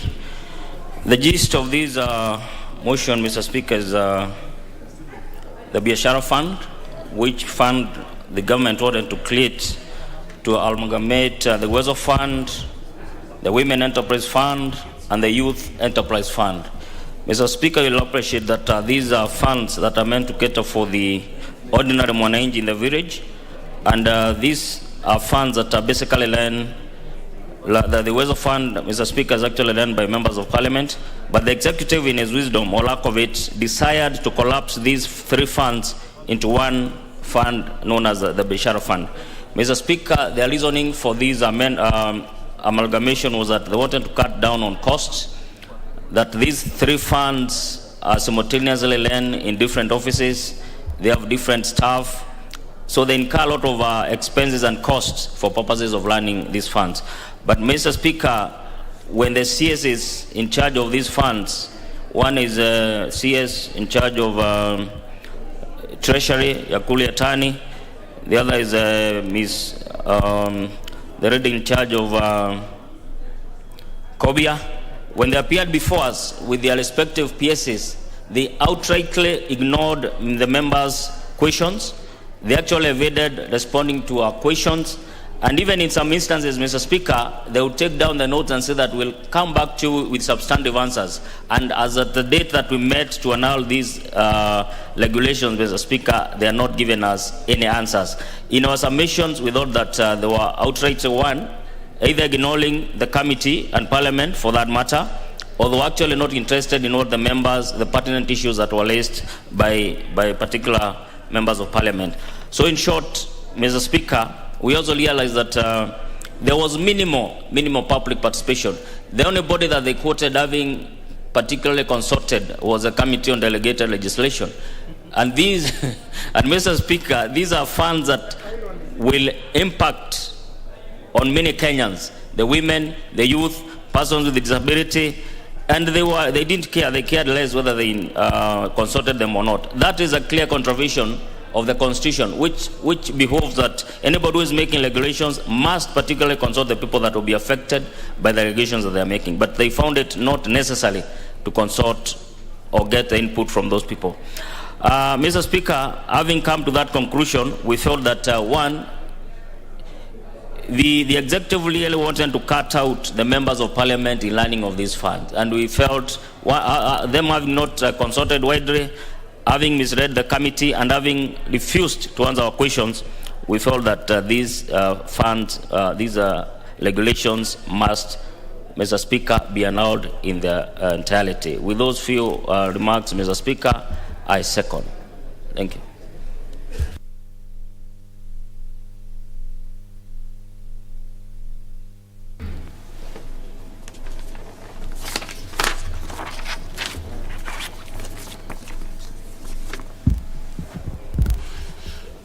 Honour members, I wish to propose the question, which is that this House adopts a report of the Committee on Delegated Legislation on its consideration of the Public Finance Management, in brackets, Biashara Kenya Fund, Regulations 2021, the Public Finance Management, in brackets, Wezo Fund, Revocation Regulations 2021, the Public Finance Management, in brackets, Women Enterprise Fund, Revocation Regulations 2021, and the Public Finance Management Youth Enterprise Development Fund, Revocation Regulations of 2021, laid on the table of the House on Tuesday, September 21st, 2021, and pursuant to the provisions of Section 18 of the Statutory Instruments Act of 2013, annuls in entirety, 1, the Public Finance Management Biashara Kenya Fund Regulations 2021, published as legal notice number 55 of 2021. 2, the Public Finance Management Wezo Fund Revocation Regulations 2021, published as legal notice number 56 of 2021. 3, the Public Finance Management Women Enterprise Fund Revocation Regulations 2021, published as legal notice number 57 of 2021. And finally, the Public Finance Management Youth Enterprise Development Fund Revocation Regulations 2021, published as legal notice number 58 of 2021. Honorable Gitonga Murugara. Thank you very much, Mr. Speaker. Mr. Speaker, I rise to support the adoption of the report of the Committee on Delegated Legislation regarding this particular piece of legislation that was brought before the committee. Both the chairman and the vice chairman have actually elucidated on why we have to annul the particular regulations setting up a new fund known as Biashara Kenya Fund, and also annul the proposed revocations of the other 3 funds which have been in existence in the country, hence meaning we actually revert to the position we were before these pieces of legislation were actually published and gazetted. The position is that when the committee looked at the Biashara Kenya Fund, this appears to be a new type of a fund created in which government revenue would actually be taken to certain banks and financial institutions, and anyone would walk in, borrow the money for purposes of development. This is in contrast to what Uwezo Fund is, which we very well know, and we also know how Uwezo Fund was created such that today we have a form of a revolving fund in the constituencies which vulnerable people in the society borrow for purposes of their own self-development. The same applies with the Women Enterprise Fund. It was created in the same manner. It has been working very well, especially in the rural constituencies where money is scarce. The Youth Enterprise Fund is not very well endowed. I think it does not work very well. And the government needs to relocate this so that we know why we have such a fund, and yet most of the time the youth is not able to access money that they can use for their own businesses and whatever else they want to do.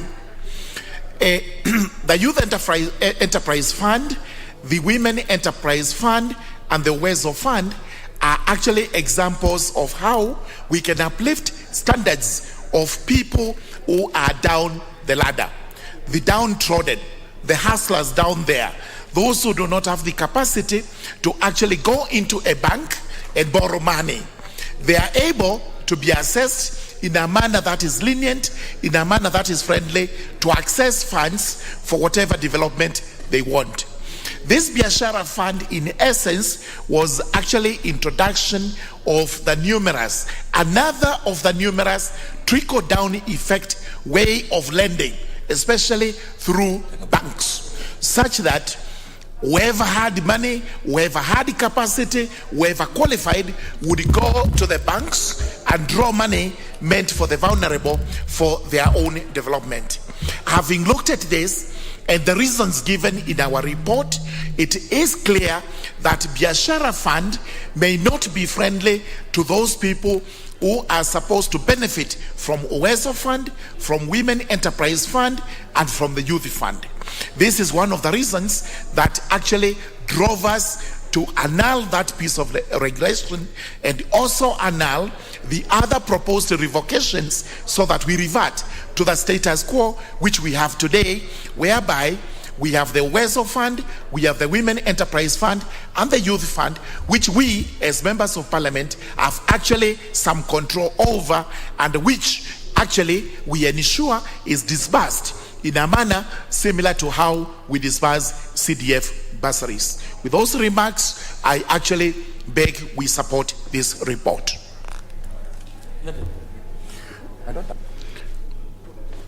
Member for Nambale.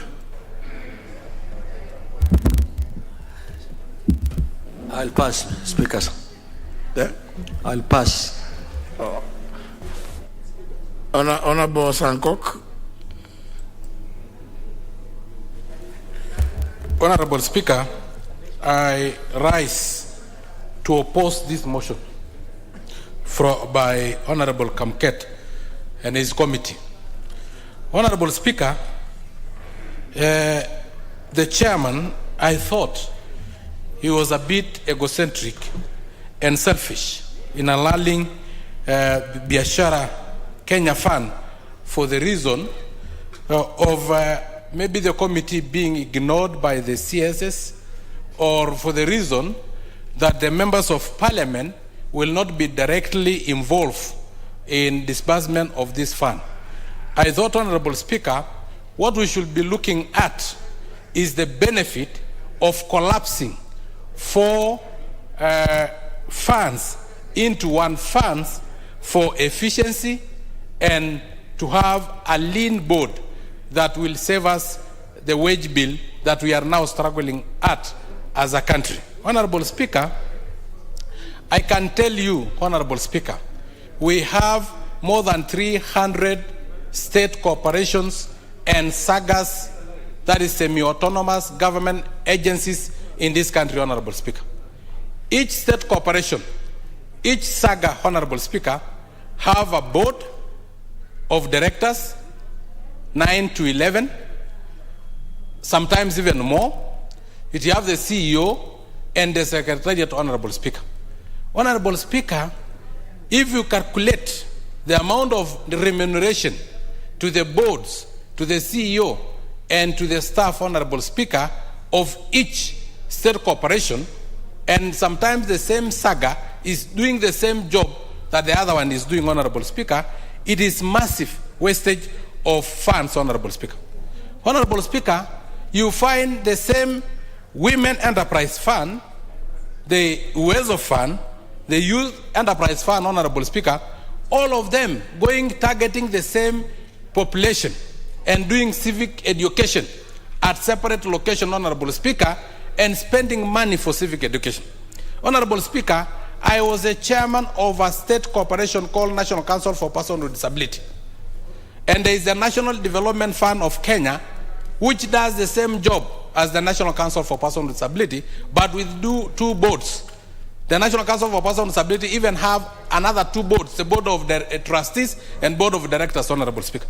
Honorable Speaker, you end up spending more than 50% of the money in these sagas for remuneration, for administrative costs, Honorable Speaker, against the World Bank requirement that you can only use not more than 15% for administration, Honorable Speaker. Honorable Speaker, I think if you collapse most of these sagas, Honorable Speaker, into one, Honorable Speaker, the administrative cost will be less. The efficiency will be more. Honorable Hole Sankok David, yes. We have an intervention by the Honorable Murungara Gitonga on a point of order. Please state, is it? Thank you. Thank you, Madam Speaker. Your point of order. Is it a point of information? Point of information. Or is it a point of order? And especially on relevance. Information and point of order on relevance. Number 1, I think the Honorable... Honorable, you should have, at least so that we can be able to rule well. The Honorable Murungara Gitonga, you're on a point of order. Is it information or? It's a point of information. Information. Information. Let's deal with the point of information first. Information first. So with that, can I ask the Honorable Sankok whether he's ready to be informed by you? Honorable Speaker. Will you wish to be informed by the Honorable? Sir George is a renowned lawyer, so I wish to be informed by him. Very well. Then Honorable Murungara Gitonga, please can you inform the member? Thank you, sir. I wish to inform Honorable Sankok that while he is relevant on the issue of parastatals and sagas that are semi-autonomous, the 3 funds we are talking about, the Uwezo Fund, the Women Enterprise Fund, and the Youth Fund, are actually not run independently. They are actually run by one officer known as the youth officer. They have one secretariat, they have one office, they have everything done together. Therefore, the issue of collapsing them together and saving on costs may not be entirely correct. And therefore, I wish him to know that we are not doing anything new, we are not making any savings, purely purposes of convenience and articulation of what we are doing in these regulations. Very well, the Honourable Member, with that information, unless you have a different information, please carry on your debate. Thank you very much, Honourable Speaker, but for the first time, Honourable Sir George Murugara is wrong. Because I sit in the Committee of Labour and Social Welfare, and today we were just reviewing our budget policy statements, and I met with the CEO of the Women Enterprise Fund, I met with the CEO of the Youth Enterprise Fund, and I met with the CEO of Uwezo Fund. If you want me to tell you the names, the Youth Fund CEO, the Uwezo Fund CEO is actually a colleague of mine from my own community called Olenka Piani. So, Honourable Speaker, I'm talking that you're from... not in acceptance with the information, and that the Honourable Garu, you've heard from the member that is not convinced by your information. It is always important for you to research.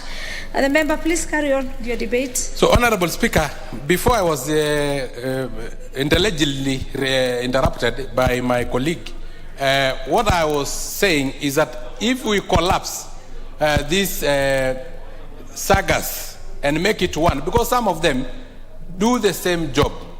They target the same people, Honourable Speaker. They give loans, Honourable Speaker, to the youth to jumpstart their businesses, Honourable Speaker, to the women, Honourable, to the vulnerable. And that vulnerable members of our society are three: women, youth, and persons with disability. All of them are targeting this particular group, Honourable Speaker. Honourable Speaker, administrative costs in this country have been too huge. That is why our wage bill is way beyond what is acceptable in terms of World Bank, Honourable Speaker, and worldwide. Honourable Speaker, again, Honourable Speaker, because these boards become a conduit of appreciating political friends, Honourable Speaker, to appoint them to this board, appoint them to this other board, Honourable Speaker, without considering the effect and the ripple effect it will have into our economy, Honourable Speaker. Honourable Speaker, I have just given an example of National Council for Persons with Disability, which have two boards, Board of Directors and Board of Trustees. There is also another hidden National Fund for the Disabled of Kenya, which is a hidden board that receives government allocation and is not under the Ministry of Labour. I hear that it is under Office of the President, OP, Honourable Speaker. I don't know from where. And they have buildings, Honourable Speaker, like Rayama houses, that is which is in Westlands, another one in Central Business District, another one in Ngong Road, Honourable Speaker. And I hear sometimes the patron is the President of this Republic, and it has been like that, Honourable Speaker.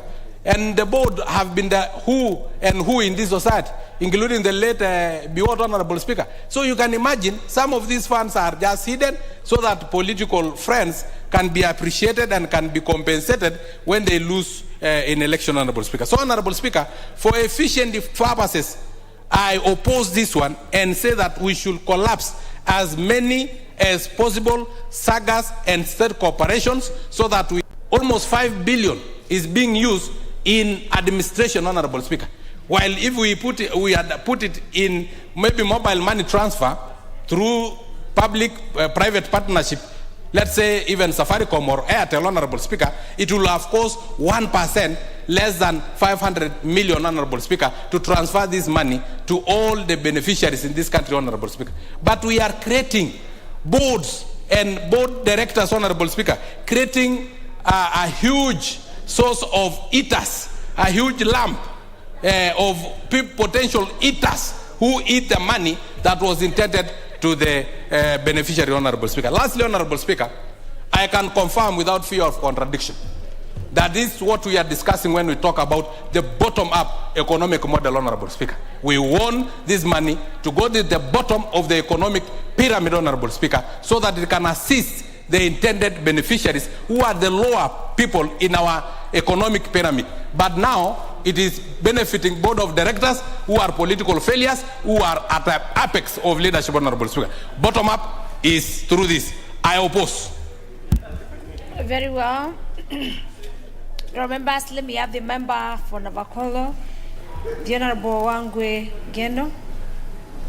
Honorable Wangwe, you got the floor. Thank you, Madam Speaker. Madam Speaker, I wanted to speak on another bill, which is the next one, the coffee bill. The next one. Yes, next thank you, Madam one. Speaker. Bill. Then for this matter, the member for Kitui Central. The member for Kitui Central, Dr. Makalimu. Yeah, thank you very much, Honorable Speaker. Honorable Speaker, I want to support the report of the committee. We don't need, Honorable Speaker, I think I've listened to some members, and they are confusing the report of the committee, which is proposing nullification of the regulations and the merit of the funds. So I think what the committee has said, Honorable Speaker, is that they have looked at the proposed regulations and they realize that there are some gaps in terms of the process. And it's on the basis of that, Honorable Speaker, that they have rejected, they are proposing this House to nullify the regulations. So, Honorable Speaker, you know, in a situation where, Honorable Speaker, we hear that the key stakeholders who are affected by this legislation have not been consulted to give their input, so that as they finalize the report or as the regulations are finalized, they have actually said what is good for them and what they think might challenge implementation of the regulations. So, Honorable Speaker, that is a strong point. It's actually what we are calling public participation. And in a situation where, Honorable Speaker, then the public is not involved, automatically as a House we have a reason to support the committee.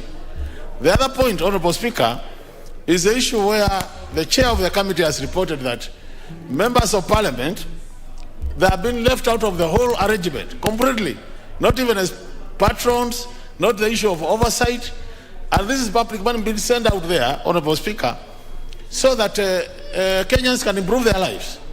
So I think as representatives of the people, we might not need to sit in those boards.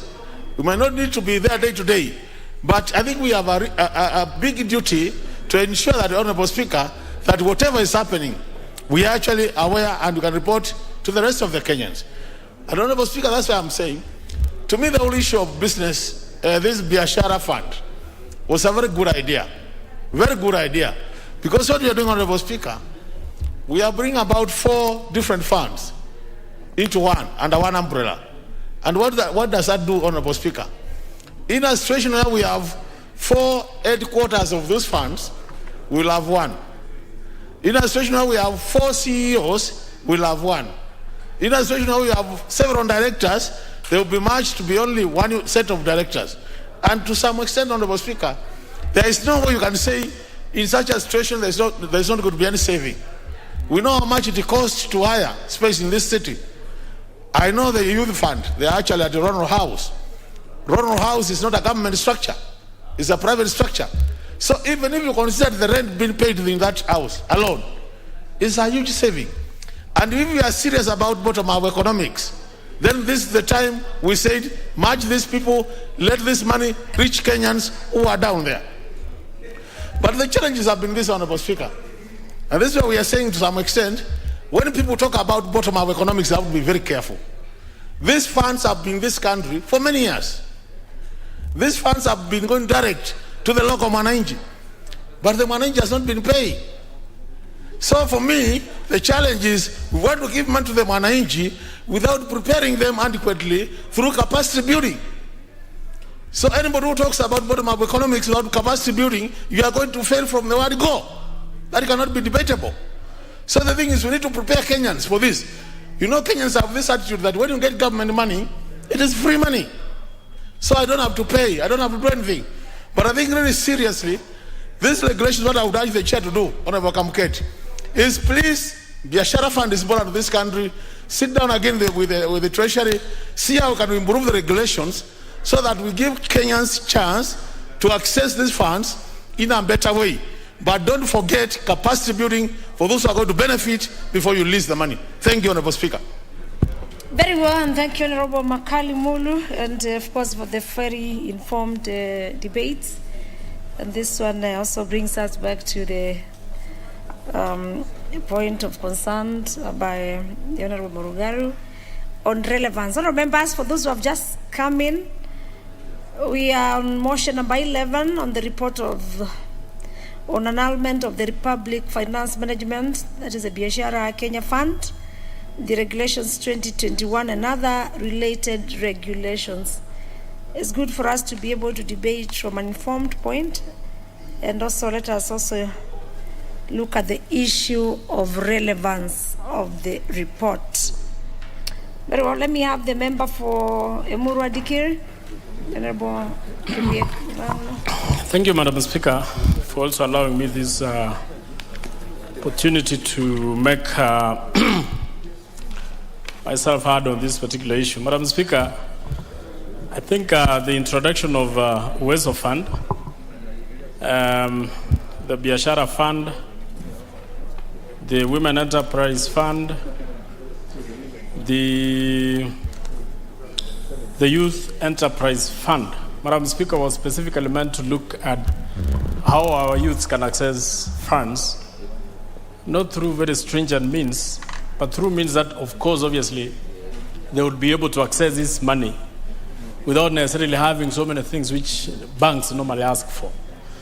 Madam Speaker, remember, if you want to borrow a loan from any bank in this country, you must either have a title deed, you must either have a logbook, you must either have a very huge and a very good bank statement that can allow you to be monitored and understood whether if you are to borrow this money or to be given this money, you would be able to return it back. And of course, the interest on which this money is being borrowed, Madam Speaker, is so high, which of course the introduction of the Youth Enterprise Fund and Uwezo Fund and Women Enterprise Fund, and actually the greatest idea of introducing the Biashara so that we can collapse all these others, Madam Speaker, was geared towards assisting the youths who do not have bank accounts, who do not have title deeds and maybe logbooks to access this money and do business. Madam Speaker, it is only unfortunate that after the completion or the exhaustion of the money, which was around 6 billion, which was supposed or meant to have been for a runoff some years back, when that money was exhausted, Madam Speaker, there was no more money allocated by the Treasury to the Uwezo Fund account and the youth and all that, Madam Speaker. So that our youths who had understood there was some money in Uwezo Fund, Madam Speaker, have tried accessing that money and they cannot. And the biggest trouble that we have now, Madam Speaker, is that us who are, maybe because this fund was run at the constituency level, they are claiming that some people have taken that money. But Madam Speaker, it is good to know, or it is good to make it clear, that there has never been more allocations to this particular fund. And I think the introduction of the Biashara Fund, Madam Speaker, was intended at collapsing the youth, the women, and the Uwezo Fund into one entity so that we can be served from the same quota. But Madam Speaker, the reason I had actually supported the collapsing of all these funds to make one entity so that we can have one central point where this money can be dispersed. But Madam Speaker, there is a part in the regulations where if it is going to be on the Biashara Fund, Madam Speaker, then you have to meet just the regulations like when you're going to a bank.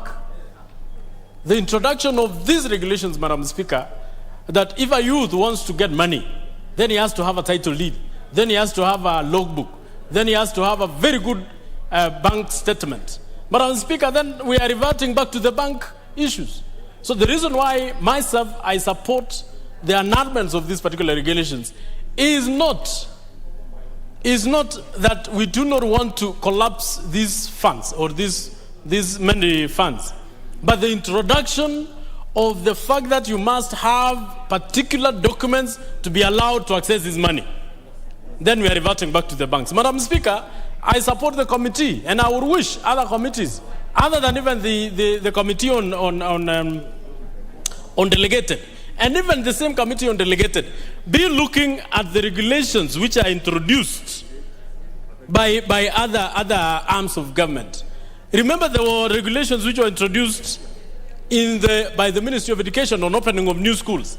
Those regulations must come to this house because it has a very big impetus on the society. Remember, there are regulations also which were introduced by the water tower. The water tower is acting, the regulations at the water tower are acting like laws themselves. Those laws must come to this house so that we can pass them as laws, and which can have a very serious impetus on the people. So, Madam Speaker, I support the annulment of these regulations, and I want any other regulation to be Very well, you support. The member for Seme, the Honorable Nyikalo Wambura. Thank you, Madam Speaker, for giving me this opportunity. I rise to support the report of the committee. Madam Speaker, the main object of the regulations was to merge Uwezo Fund, Women Enterprise Fund, and the Youth Fund into Biashara Fund. And the rationale was sound, to reduce the administrative costs. That is extremely sound. But I think it missed a very important point. And the important point it missed, that all these funds were affirmative action funds that were actually meant to support people who have difficulty meeting bank requirements. That was the basic thing. But if the Biashara Fund was then going to be run through banks, then we are not going to meet that objective. I know this because I was involved in the implementation, actually the formation of Women Enterprise Fund, which had two components. There was a component that was to be managed basically through the structure of the fund itself, and there was a component that was to be managed through the banks. We had a problem with the components that were being managed through the banks, because as much as the Women Enterprise Fund had money in those banks, when women went to get the money in the banks, somehow they were not getting it, they were discouraged. So that component did not work. So if we then merge this and take it to the banks, then all of them will actually have a difficulty. So in my mind, that is actually the main issue where I think we should look at it again. But the desire to merge them and reduce the administrative cost is real and is acceptable. But even if you reduce that and you don't achieve the objective for which it was started, which is affirmative action for these people who are otherwise have not been bankable, so to speak, then we lose out on all that. So I think we should look at that. There are other issues that MPs were ignored in their administration. Again, that is important because you find it is easier to mobilize the youth, mobilize the women, and mobilize persons with disability at constituency level to actually participate in this. That was also an important fact that was ignored. But I must say that of all these funds, the one that has worked best is actually the Women Enterprise Fund. Uwezo Fund had the problem that the capacity building component of that fund, instead of being taken to the ground to be managed by the officers, was actually left at the headquarters, where then they appointed consultants who never appeared on the ground to do the capacity building. So the money was to a large extent a loss. And because there was no capacity building, the youth that actually got the money and the women that who got the money actually were not able to pay back. Apart from the fact that when it was brought in, it was seen as a gift from the government for money that was not used when it was supposed to be used to a runoff. So the basic failure there was actually capacity building and appropriate information. They also talked of irrational lending process, and the minister ignored the committee recommendations. Those are important, but I think the most important thing, if we merge this, we must protect the people we wanted to get it through affirmative action.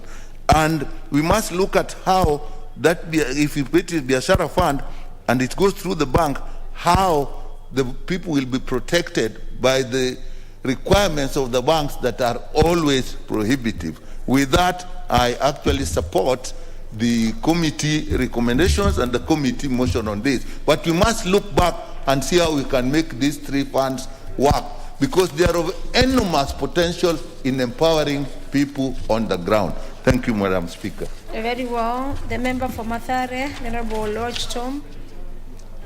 Honorable Lodge Tom, you have the floor. Thank you, Honorable Speaker, and I rise to support this motion on the grounds that the idea of collapsing the WEZO Fund, the Women Enterprise Fund, the Youth Fund is a welcome idea, taking into account the wage bill, the various bloated boards and secretariats that have to run this at a time when the country is facing an serious economic crunch. I think to this extent, the committee was spot on, and this requires to be supported. I also look at it from the perspective of Article 43 and 55 of the Constitution, and I wish to reiterate what my colleague, Honorable Nyikal, has said, which I think that the committee ought to look at. What was the philosophical justification and anchoring of a fund such as this one? It was affirmative in nature. And when you look at what Article 43 says, it says that the state shall take all steps, including affirmative action, to ensure that the young people have access to economic and social opportunities, to training and other facilities. So to merge these again and take it to a commercial entity as a bank, where they have to take it as a loan, then defeats the whole purpose for which this was required to be, which is affirmative in nature. And that affirmative in nature must be compared to other affirmative actions that have been taken for disabilities, for women, and other things. Imagine if you said that there was a requirement for women to have seats where they run on their own, but they have to go the extra mile again to face hurdles which in the first place you are trying to remove. The same applies to the persons with disability. Second point is that whereas I support in principle the merger of this, I have a concern about the anchorage. Where in fact should we anchor this fund? And I think that it being anchored in a piece of delegated legislation which can be degazetted or annulled by ministerial flat or by an amendment puts into serious question the commitment of this House and the commitment of the country on our economic, social, and cultural rights, taking into account that more prominence has traditionally been given to civil and political rights. Under Article 43, we now have the rights to water, health, education, and we have affirmative actions, all of which also revolve around these Article 43 issues. So I would suggest that a serious relooking as to where to anchor it be done.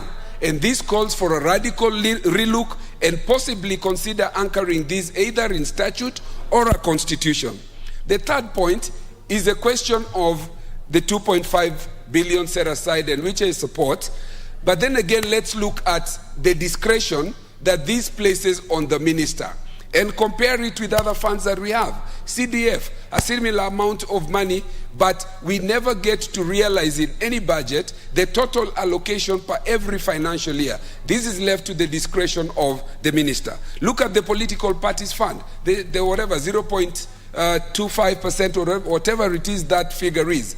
We have said before, and I'm on record in this House, having pursued the reason why we have in excess of 3 billion all to political parties, in spite of the existence of an act of parliament that places that no less than a requirement. When you look at other provisions where the constitution or an act of parliament has said no less than, there is a requirement that we give no less, and in fact perhaps consider giving more. My last point is that should this in fact be a loan or a grant, and I'd like to submit that if you make this a loan, the bottom of the pyramid, who are the persons who are intended to be the beneficiaries, will not benefit. My people in Mathare and Mukuru do not have securities, title deeds, logbooks, and things. In fact, for the 4.5 years that I've been MP, there are only about 10 groups that consistently benefit from Uwezo Youth and other fund. And unless we change this to a grant in the model of CDF of build and hand over, it will not achieve the same process. I support only to the extent of it being in principle a good idea to collapse, but I think there is need to radically look, see how to anchor it, and lastly, to put an umbrella legislation that talks about all. Very well, members, you're reminded for a report you have 5 minutes for your planning. That is 5 minutes to make your contribution. Can we have the member for Dagoretti South, Honorable Waweru Kierie? Thank you very much, Madam Speaker. And I stand to strongly support this motion by the Committee on Delegated Legislation as presented by the Honorable Kamket, that we annul in entirety the regulations forming the Biashara Fund and throw out these revocations of the Uwezo Fund and the Women Enterprise Fund and the Youth Enterprise Development Fund, Madam Speaker. Madam Speaker, the gracious lady seated on the Speaker's seat at the moment does agree with me that I am totally associated with the matters that have been presented to this House today, in the sense that while I was in the youth movement, I was intricately and intimately involved in the formation of the Youth Fund. At that time, when we were presenting ourselves to the PS Morogo back then, we were very clear in our mind what needed to happen. And in fact, our entire youth movement was geared towards getting 3 things, Madam Speaker. At that time, we were clamoring for a youth ministry. At that time, we were clamoring for youth representation. At that time, we were clamoring for the unbanked hustlers, the youth, to get credit for them to be able to develop themselves. And we achieved that, Madam Speaker. To be able to reverse all those gains with the stroke of a pen would be a tragedy, Madam Speaker. I am supporting the annulment of these regulations on 3 grounds, Madam Speaker. 1, we seated in this House do understand the important role of oversight that is played by the Member of Parliament in the administration of these funds. Members of Parliament do not want to be the executive administrators of these funds, Madam Speaker. Members of Parliament need to just lobby for these funds and ultimately oversight them, Madam Speaker.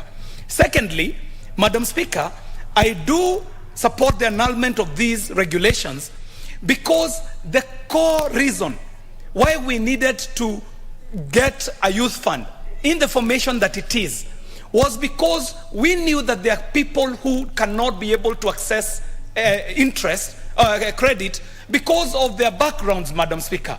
The women who are disenfranchised and are not able to be banked by commercial banks, the young people who cannot get credit because they do not have collateral, had found a landing base in these affirmative action funds, Madam Speaker. The intent that was spoken by the head of state as he was delivering the presidential State of the Nation address with the intent of collapsing the funds into the Biashara Fund might have been a good idea. But how they went about in collapsing them into a commercial entity negates the very essence of why the president was keen on collapsing them, with the intent of rationalizing the staffing and the investment that is put on this fund. Madam Speaker, the third reason, and very important, why I support the motion is because the recommendations in the form that they are in are actually unconstitutional.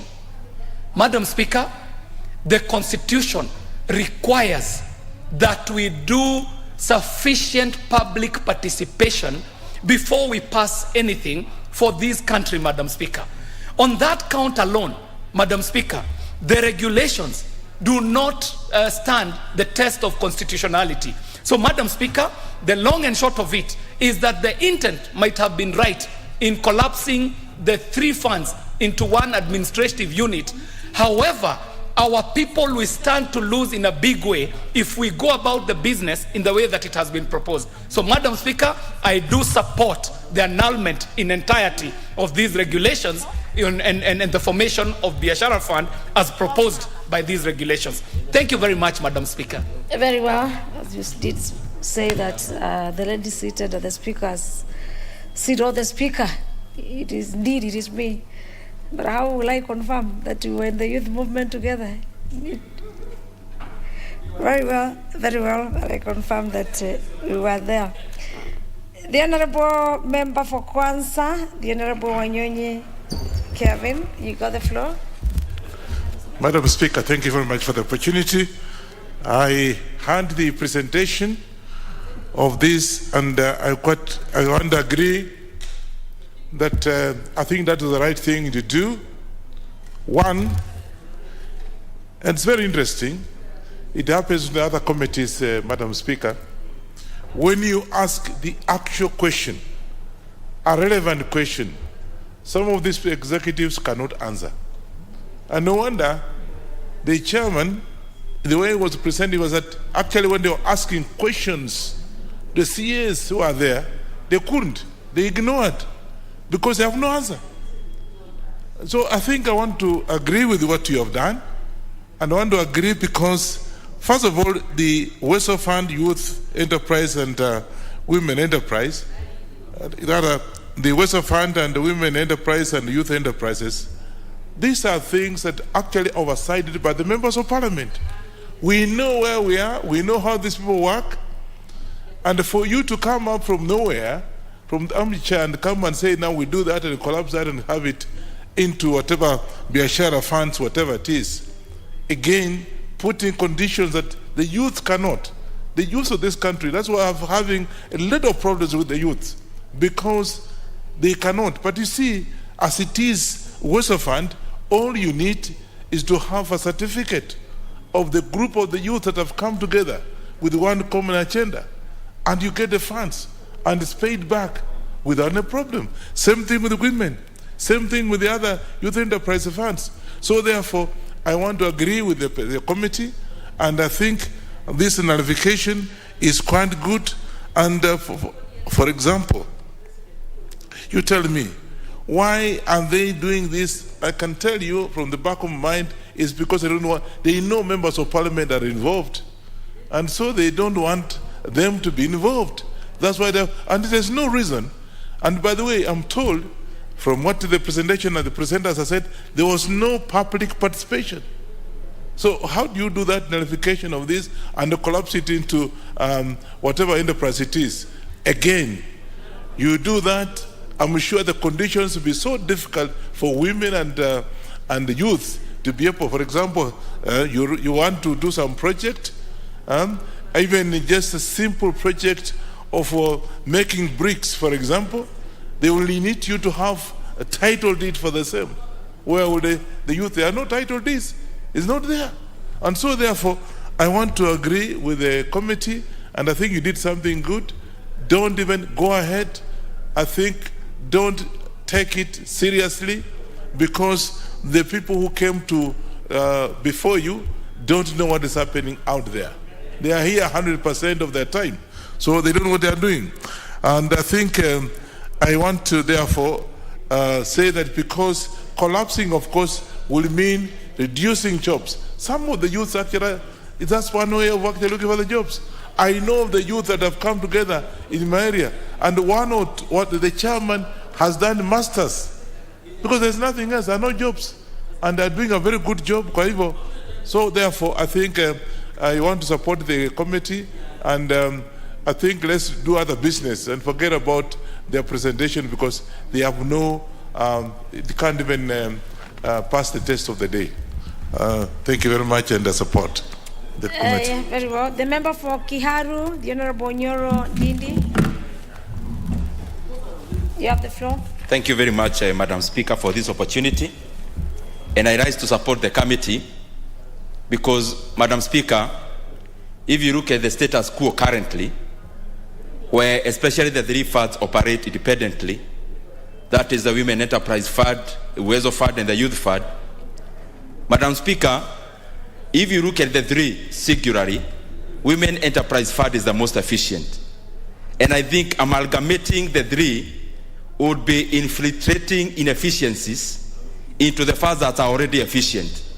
And I think, Madam Speaker, the issue about cost and operation cost is neither here nor there, because that is a secondary matter.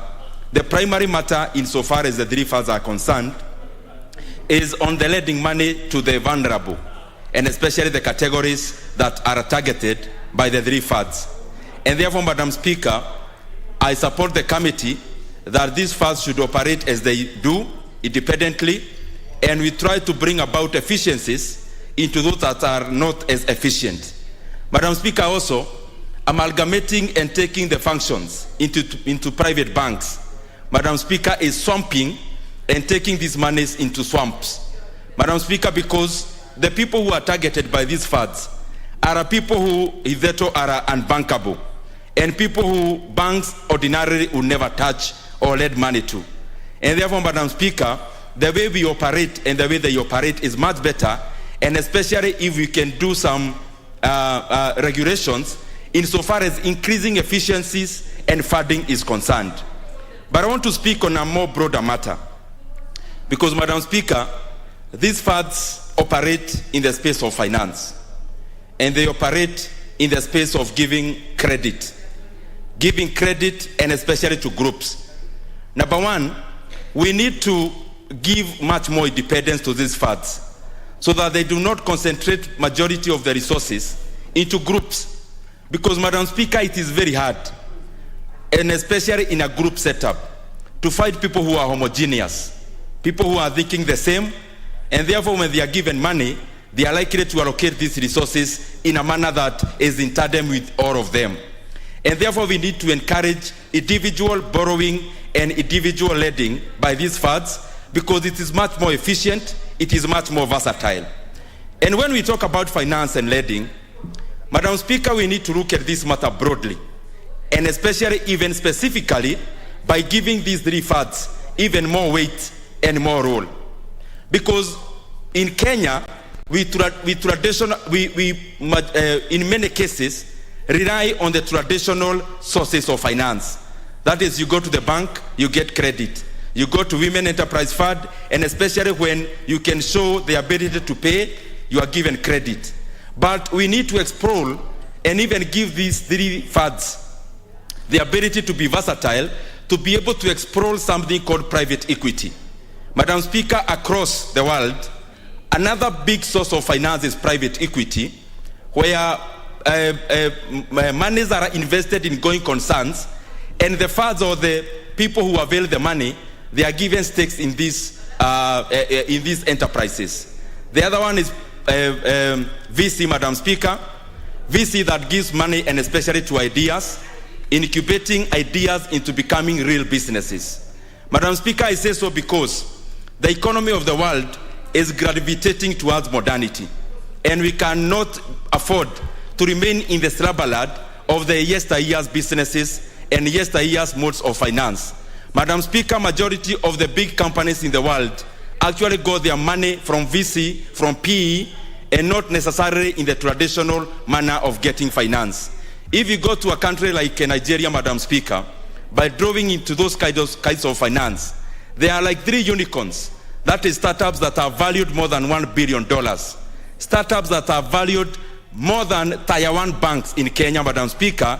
And these are startups because they are able, Madam Speaker, to draw money and to draw finances from people who would later get a stake in those companies, Madam Speaker, and therefore they become into the same business together.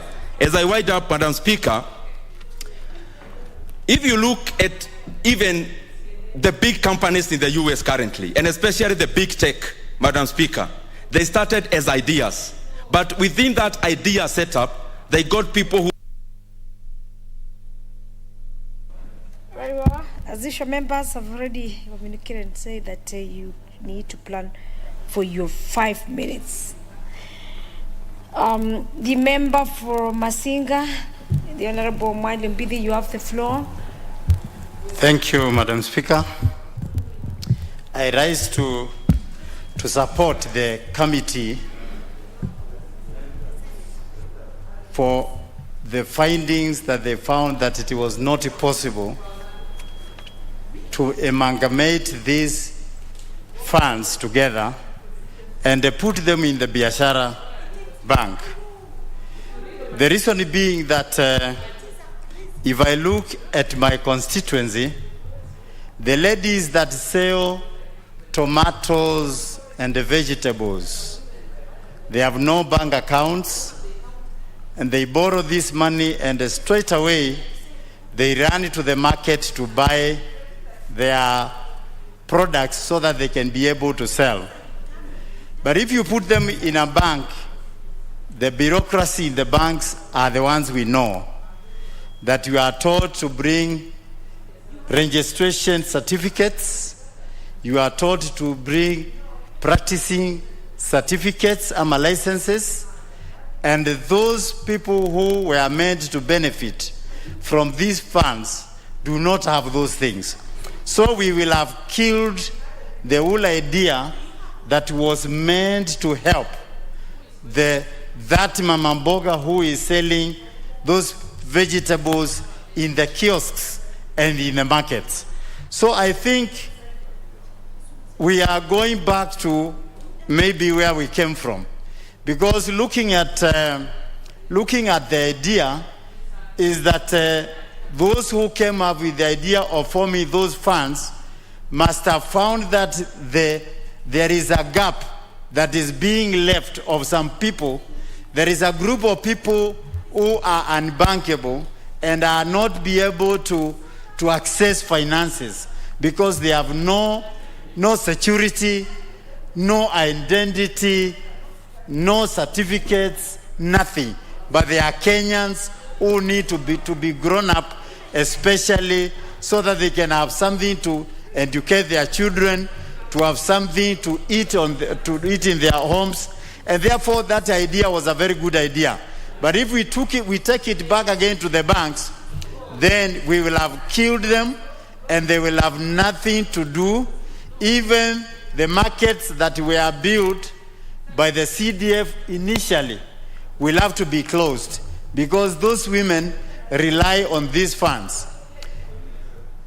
You see, like the Wezo Fund, the group is, some groups are of 10 women, and once they get the 100,000, all of them, they share the money, and each person goes to trade in his own way. So there is no way that they will be able to have money even to bring together and pay the loan. So this needs to be structured properly so that there is a regulation, there are controls to be able to pay this money every month so that they can be able to bring it together and pay their loans. Otherwise, this is like free money because it has no interest, especially the Wezo Fund has no interest. But the other thing is that there are some people who have been telling them, this is government money, once you get it, you don't need to pay. But what will happen is that then the funds will die and there will be no other people to get the funds if they don't pay back. So it is like a revolving fund whereby you borrow, you trade, you pay back, you return, and many people benefit. So I don't think the idea of bringing them together to the Biashara Bank is a good idea because no one will be able in that category to access that money.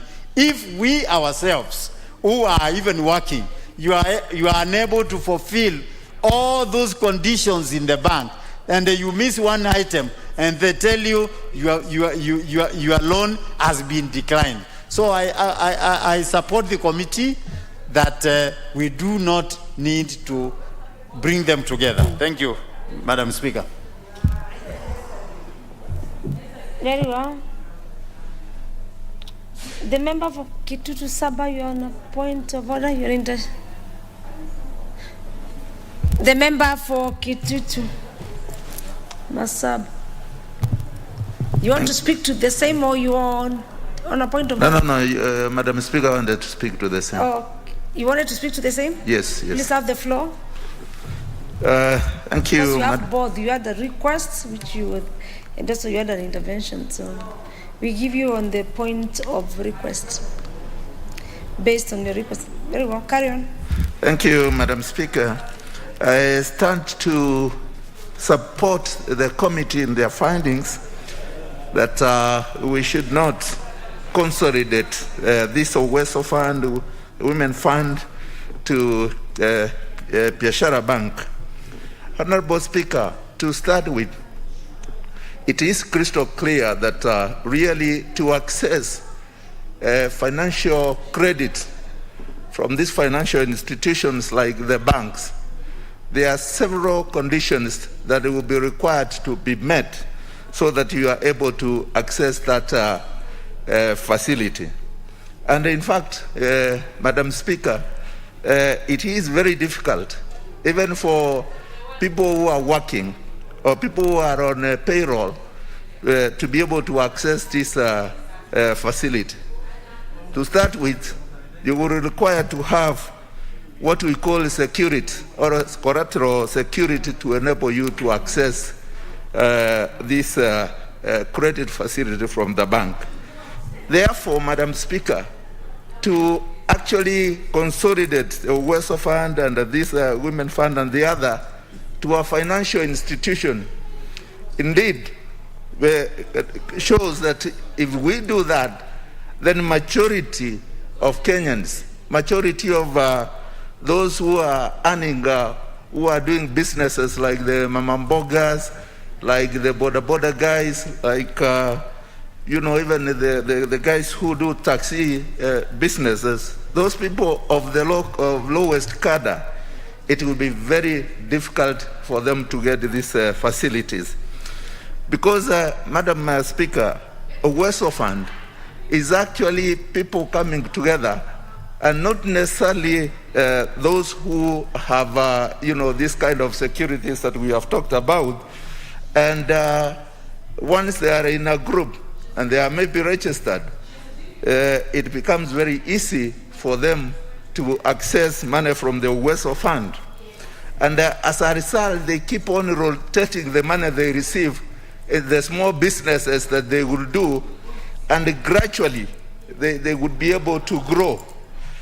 Madam Speaker, once they are consolidated and they know that at the end of the day, for example, if they have been given, let's say 50,000, 100,000, they are obligated to pay back. I mean that the money will keep on circulating, the money will keep on going round, and at the end of the day, they will pay back and go for even a higher credit facility. That would actually grow this low cadre of our society, and therefore it will be very easy for us to also assist them in their businesses. Madam Speaker, when you actually therefore look at the banks, as I have said, when you require security, you require property, you require guarantors, that bureaucratic process, it would not assist the ordinary mwananchi, whom the Oweso Fund and the Women Fund and these other funds that are not strictly, requiring the very many conditions would be able to thrive. Therefore, Madam Speaker, I entirely want to thank the committee for finding it expedient that they should not they should not consolidate these funds, only that those who receive the money under the Oweso Fund should be well aware that at the end of the day, they should be able to pay back, they should be able to repay, so that they create the revolving fund that would enable many others to benefit from the same. With that, Madam Speaker, I stand to support. You stand to support. The member for The nominated member, Honorable Barire Cecily.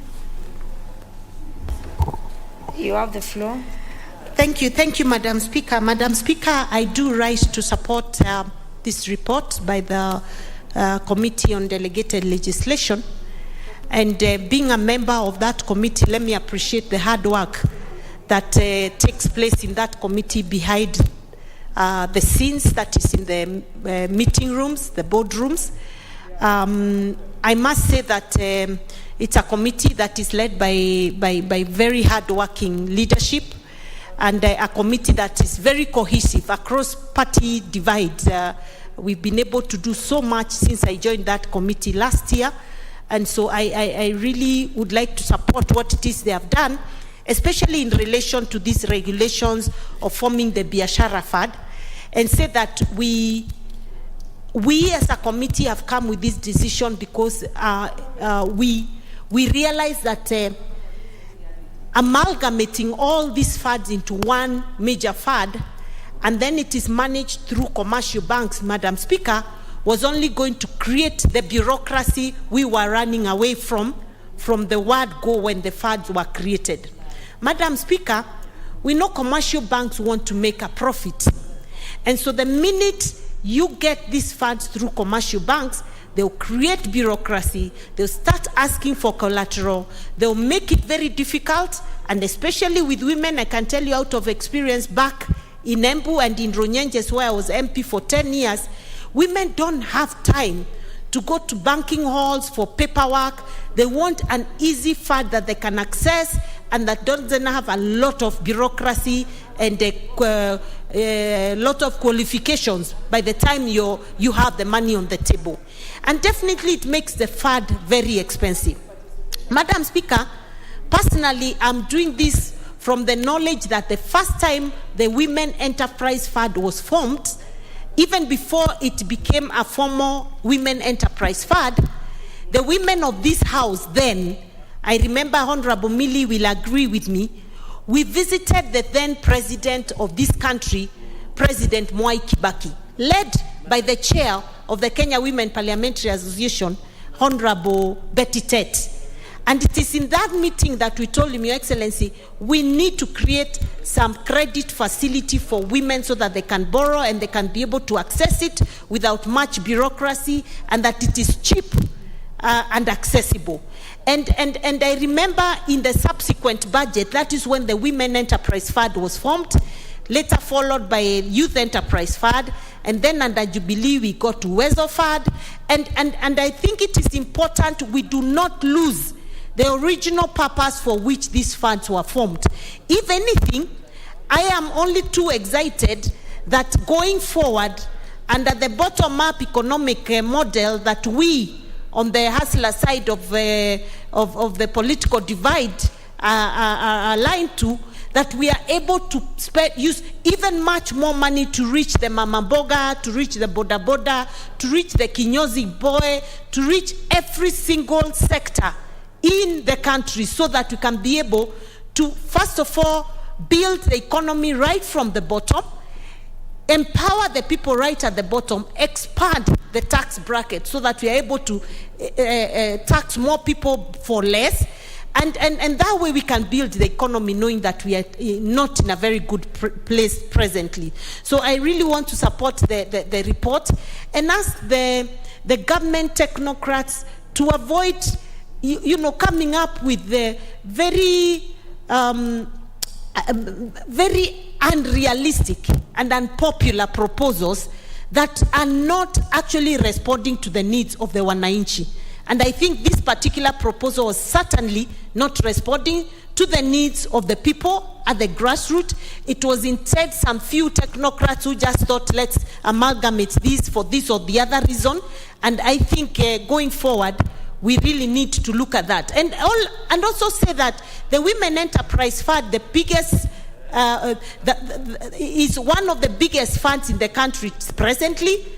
The women pay back their money better than any of these other funds, and therefore the women only want more money being accessed to them, not the Women Enterprise Fund being amalgamated with another fund. With those few remarks, I beg to support. Very well, on record supporting. We give the floor to the member for Kirinyaga Central. The Honorable Wabugu Munene. Thank you, Madam Speaker, for giving me a chance to add my voice to this motion. From the onset, I want to say that I vehemently support this motion, and for obvious reason that even basically these Biashara Fund regulations were meant to collapse 3 existing funds: Youth Fund, Wealth Fund, and Women Enterprise Fund. And there was argument that it was necessary to collapse them so that they can be managed efficiently. But we know that Women Enterprise Fund, since its inception, has been managed very efficiently, and you cannot punish it because maybe Wealth and Youth Fund have not been efficiently managed. The best thing is to ensure that also Youth Fund and Wealth Fund are brought at the level which is sufficient. But most importantly, as a committee, and I'm a member of that committee, we looked at what our mandate is, and the most important one was public participation, enough consultation, and it came out very clearly that there was no enough public participation because of the impact. The impact of these regulations required quite a very extensive consultation to the affected people, especially the women, the youth, and the WEZO. So on that account alone, we were forced, as it is, to annul because without proper and efficient and sufficient. Honorable Member for Kirinyaga, I wish to disrupt you a bit. Our members have noticed that members are not wearing or putting on your masks. It's really a very critical time for us to be safe. You know, even from here tomorrow, you're going to the constituency and elsewhere, you'll be back. Please let us wear our masks. Yes, the Honorable Member, please carry on. The member for Kirinyaga. Thank you, Madam Speaker. I think I was assuming safe distance. So what I was saying, Madam Speaker, is that there was clearly... For this matter, I was not referring to you.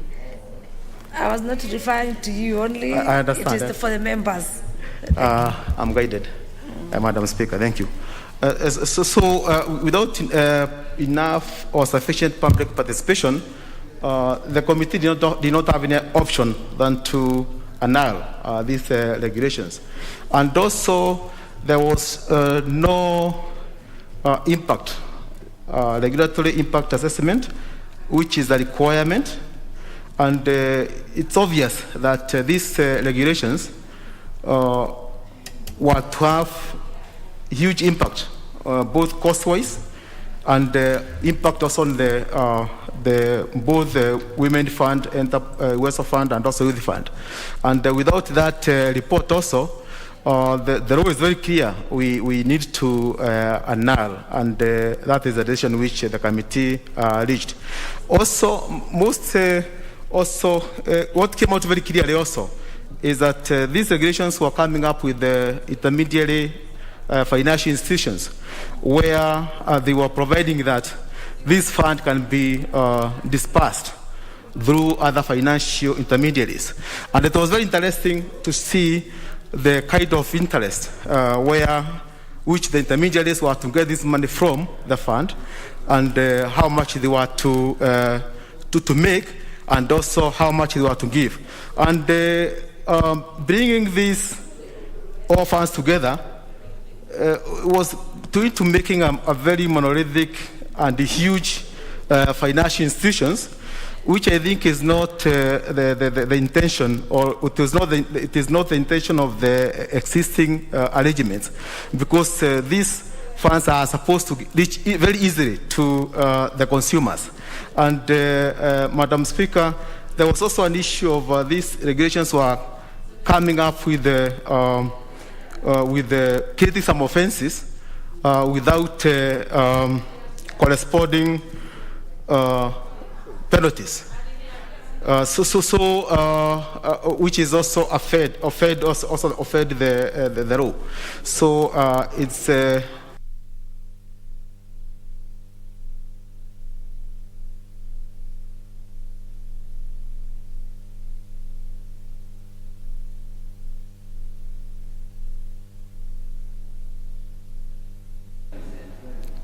Thank you. We have the member for Juja, the Honorable Koimburi George. Please. Thank you. Thank you, Madam Speaker. I rise for a point of order. As a standing order number 1995, the mover can reply because we are repeating one thing. Thank you, Madam Speaker.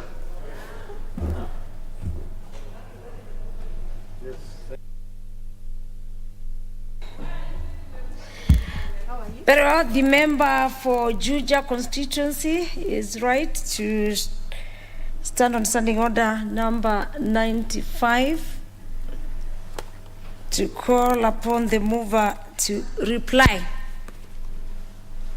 Members, for the House to make a decision, I'll put the question. Honourable members, may the mover be called upon to reply.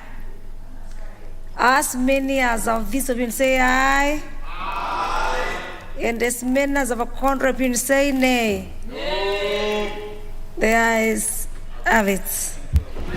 The mover to reply.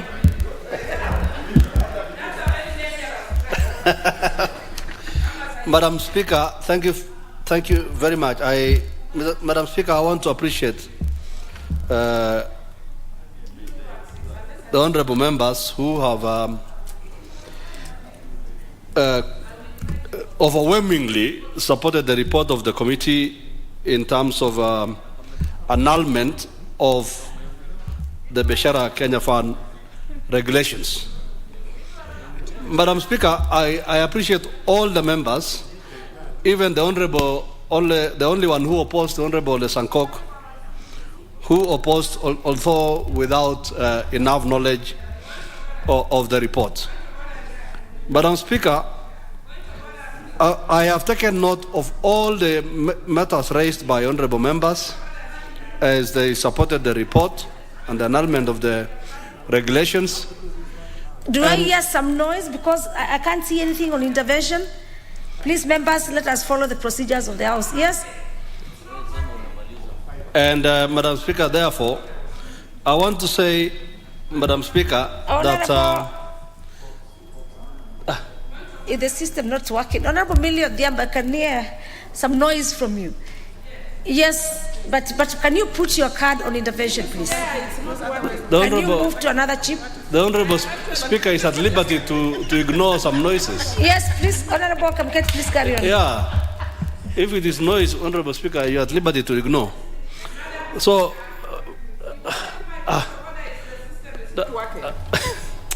what's wrong with this lady? No, you cannot tell me what's wrong with me. Honourable Kamket, carry on. Yeah. So after hearing from her, we'll just ensure that. So, Madam Speaker. Yes. Madam Speaker. Thank you, Madam Speaker. But Madam Speaker, it is actually not fair for you to say you are hearing some noise. I'm a very senior and honourable member. I do not come to the House to make noise. I come to the House to contribute. The systems are not working, and I've already given the people in this to come and assist. But Madam Speaker, when a member raises an issue, even when you are not able to see them in the system, we are not mental to raise issues, Madam Speaker. Honourable and especially now when members are actually campaigning, and you can. Honourable Millie, as you continue, it is for us to be guided. Now that the systems are working, it is true that Honourable Millie Odhiambo is on a point of order, because my system is working. It is important, and there was no intervention. And now, in point of order, can you put your point of order? Now the systems are working. Can you give Honourable Millie the mic? She has no point of order, Madam. No, she could be having a point, but let me get it from her. She is just admiring me. In fact, she's nearer to the sergeant at arms. And the sergeant at arms really helped her. The honorable member is just Honorable Millie, use the next chip so that at least you can. Yes, the chip behind you. I want to tell her I'm not available. The chip behind you. The chip behind you. You can see you are being assisted. If Parliament. Thank you, Madam Speaker. Very well. Very well. Madam Speaker, first of all, thank you for giving me the opportunity. But now the honourable member on the floor for honourable member for Kamket has even raised a further point of order by implying that I'm admiring him. Madam Speaker, I don't think he's taking after Honourable Duale in the list of the members who want to claim that I'm admiring them. Madam Speaker, I don't think this guy understands that I went from Kenya to all the way to the south. I have an import. So how can I be admiring him when I have an import? But having said that, Madam Speaker, my original point of order was actually to this leader of majority, that Madam Speaker, in these difficult times, Madam Speaker, you do realize that I'm being very careful as a lawyer with the way I'm phrasing this. You do realize that members have different challenges, and the members who are committed to specific issues stay in the House. I just want to encourage the member that you will discover that even when you are raising that the mover be called to respond, there's probably one or two members who want to speak. And we have serious commitment and engagements. And I was here because of the Biashara issue and the children's, and Honorable Gladys asking me to support. But we are having multiple tasks, so could the majority leader just at this moment learn to balance and know who foot soldiers in this house are, so that you don't discourage members. Otherwise, he'll be finding himself moving bills alone and seconding. Thank you. Point taken. Point taken. However, it does not need to take you so long, Honorable Millie Odhiambo. It is important for the House to be a bit, yes, in order. You are already contradicting yourself, saying that the original point of order was not about the system. Indeed, it's true. I confirm the systems are working, but your point has been raised. The honourable member, Honourable Kamuketi, please carry on with the debate. Thank you. So, Madam Speaker, in short, Madam Speaker, can you protect me from the lady, the Honourable? No, you are protected. We don't want another one saying you are admiring her. Or she's admiring you. You are protected. No, I'm sending. Please. Yes, carry on. Just carry on. You are protected, Honorable. Thank you. I do not know what's up with the ladies. Gladys Wanga the ladies are all over me today. I do not know why. She's consulting in a low tone. I confirm that. Yeah. Very well. Very well. I know it's a very critical time. Just carry on with your debate. Yeah, I was saying, Honorable Speaker, that in essence, Madam Speaker, if I can collapse what all honourable members were saying in support of this report, is that you cannot, the word affirmative action, which was the original intention of these funds, cannot mix with Biashara. The idea of Biashara is a profit-making organization, and it cannot therefore go hand in hand with the intention of affirmative action, which was there in creating the original funds, which is the Uwezo Fund, the Youth Enterprise Fund, and Women Enterprise Fund. Madam Speaker, as we have stated very clearly from the report and from the observations of the committee, the Biashara Fund regulations, Madam Speaker, contravened, first of all, the Constitution. The regulations also contravened the Statutory Instruments Act, and therefore, by dint of those contraventions, Madam Speaker, there was only one fate, and that those regulations had to fall. Madam Speaker, I have heard honourable members suggesting that there is need to come up with a substantive legislation in order to protect these funds. What I noticed, Madam Speaker, is that the Cabinet Secretary, especially Cabinet Secretary for Treasury, has chosen the easy way in creating funds because of the provisions of the PFM Act, which allows the minister to create funds. But we are the legislators, and we are at liberty as honourable members to come up with substantive legislation in order to buttress whatever we think that needs to be buttressed by substantive legislation. Otherwise, I want to appreciate my membership of the committee who put in a lot of work together with the Secretariat in coming up with this fantastic report. And I want to appreciate, Madam Speaker, also the creation, the idea of the coming up with this particular committee, this ideal committee on delegated legislation. Otherwise, our citizens would be suffering a lot of injustices if we had regulations like this coming up without scrutiny of Parliament. And I'm sure this is why this committee was created in the first place. Madam Speaker, sir, with those few remarks, I beg to reply. Yes, you know, this Parliament before it used to have a different it's a mission. Honorable, call me Madam Speaker, sir. I still appreciate the sir part of it. Very well, with the member having replied to the motion number 11 on reports on annulment of the Public Finance Management, Biashara Kenya Fund, Regulations 2021 and other related regulations. Members, I want to order that question on the same to be deferred. Next order.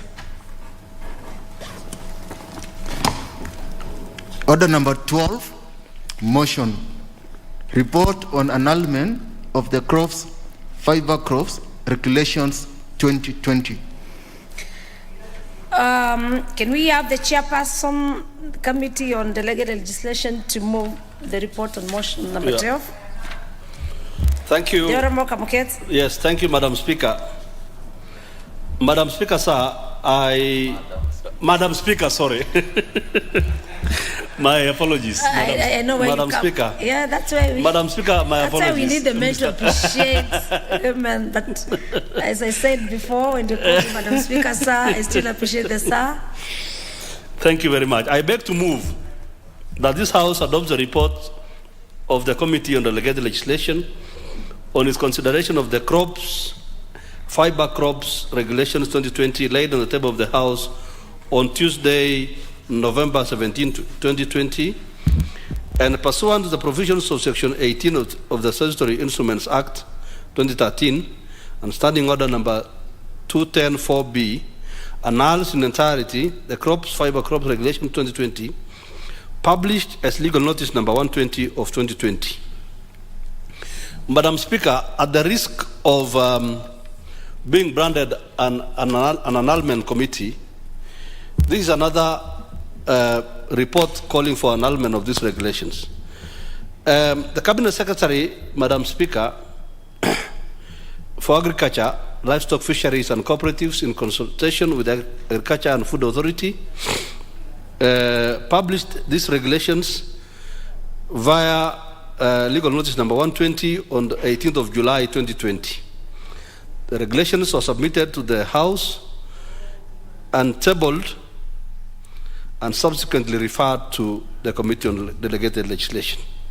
These regulations, Madam Speaker, provide for guidelines in the development and promotion of fiber crops. Fiber crops, Madam Speaker, include sisal, cotton, and others. Madam Speaker, in pre-publication scrutiny, pursuant to Section 16 of the Statutory Instruments Act 2013, the committee held pre-publication consultations with the Regulation Making Authority and also post-publication scrutiny with the same authority. Madam Speaker, As stated earlier, the purpose of these regulations provide for application, processing, procedures and forms for fiber crops by setting procedures and conditions for registration, licensing of dealers of fiber crops, as well as issuance of licenses, among others. These regulations, furthermore, seek to consolidate the regulations that relate to sisal and cotton, which were previously regulated by different regulations. The ministry indicated that the regulations were to protect consumers in fiber crops industry through setting the standards for fair trading and marketing in fiber crops and fiber products in Kenya. Madam Speaker, in our observations after those consultations, having examined, Madam Speaker, the Fiber Crops regulations against the Constitution, the Interpretation and General Provisions Act, the Statutory Instruments Act, we came up with the following observations. Number one, on the matter of statutory timelines, the regulations were published in the Gazette on 18th of July 2020, submitted on 5th of August 2020, and laid on the table of the House on the same day, being within the requisite statutory timelines under Section 11 of the Act. On the matter of consultation and public participation, Section 5 of the Statutory Instruments Act, Madam Speaker, the Regulation Making Authority attached copies of stakeholder forums held between themselves and stakeholders in the sisal and cotton industry. This included Lower Eastern Forum, estates and marketing agents and sisal fiber processors, the Coast Forum, Lower Nyanza, Kenya Plant Health Inspection Service, Pest Control Products Board, National Biosafety Authority, among others. But however, most of the committee observed, Madam Speaker, that most of the engagement forums were conducted in 2014.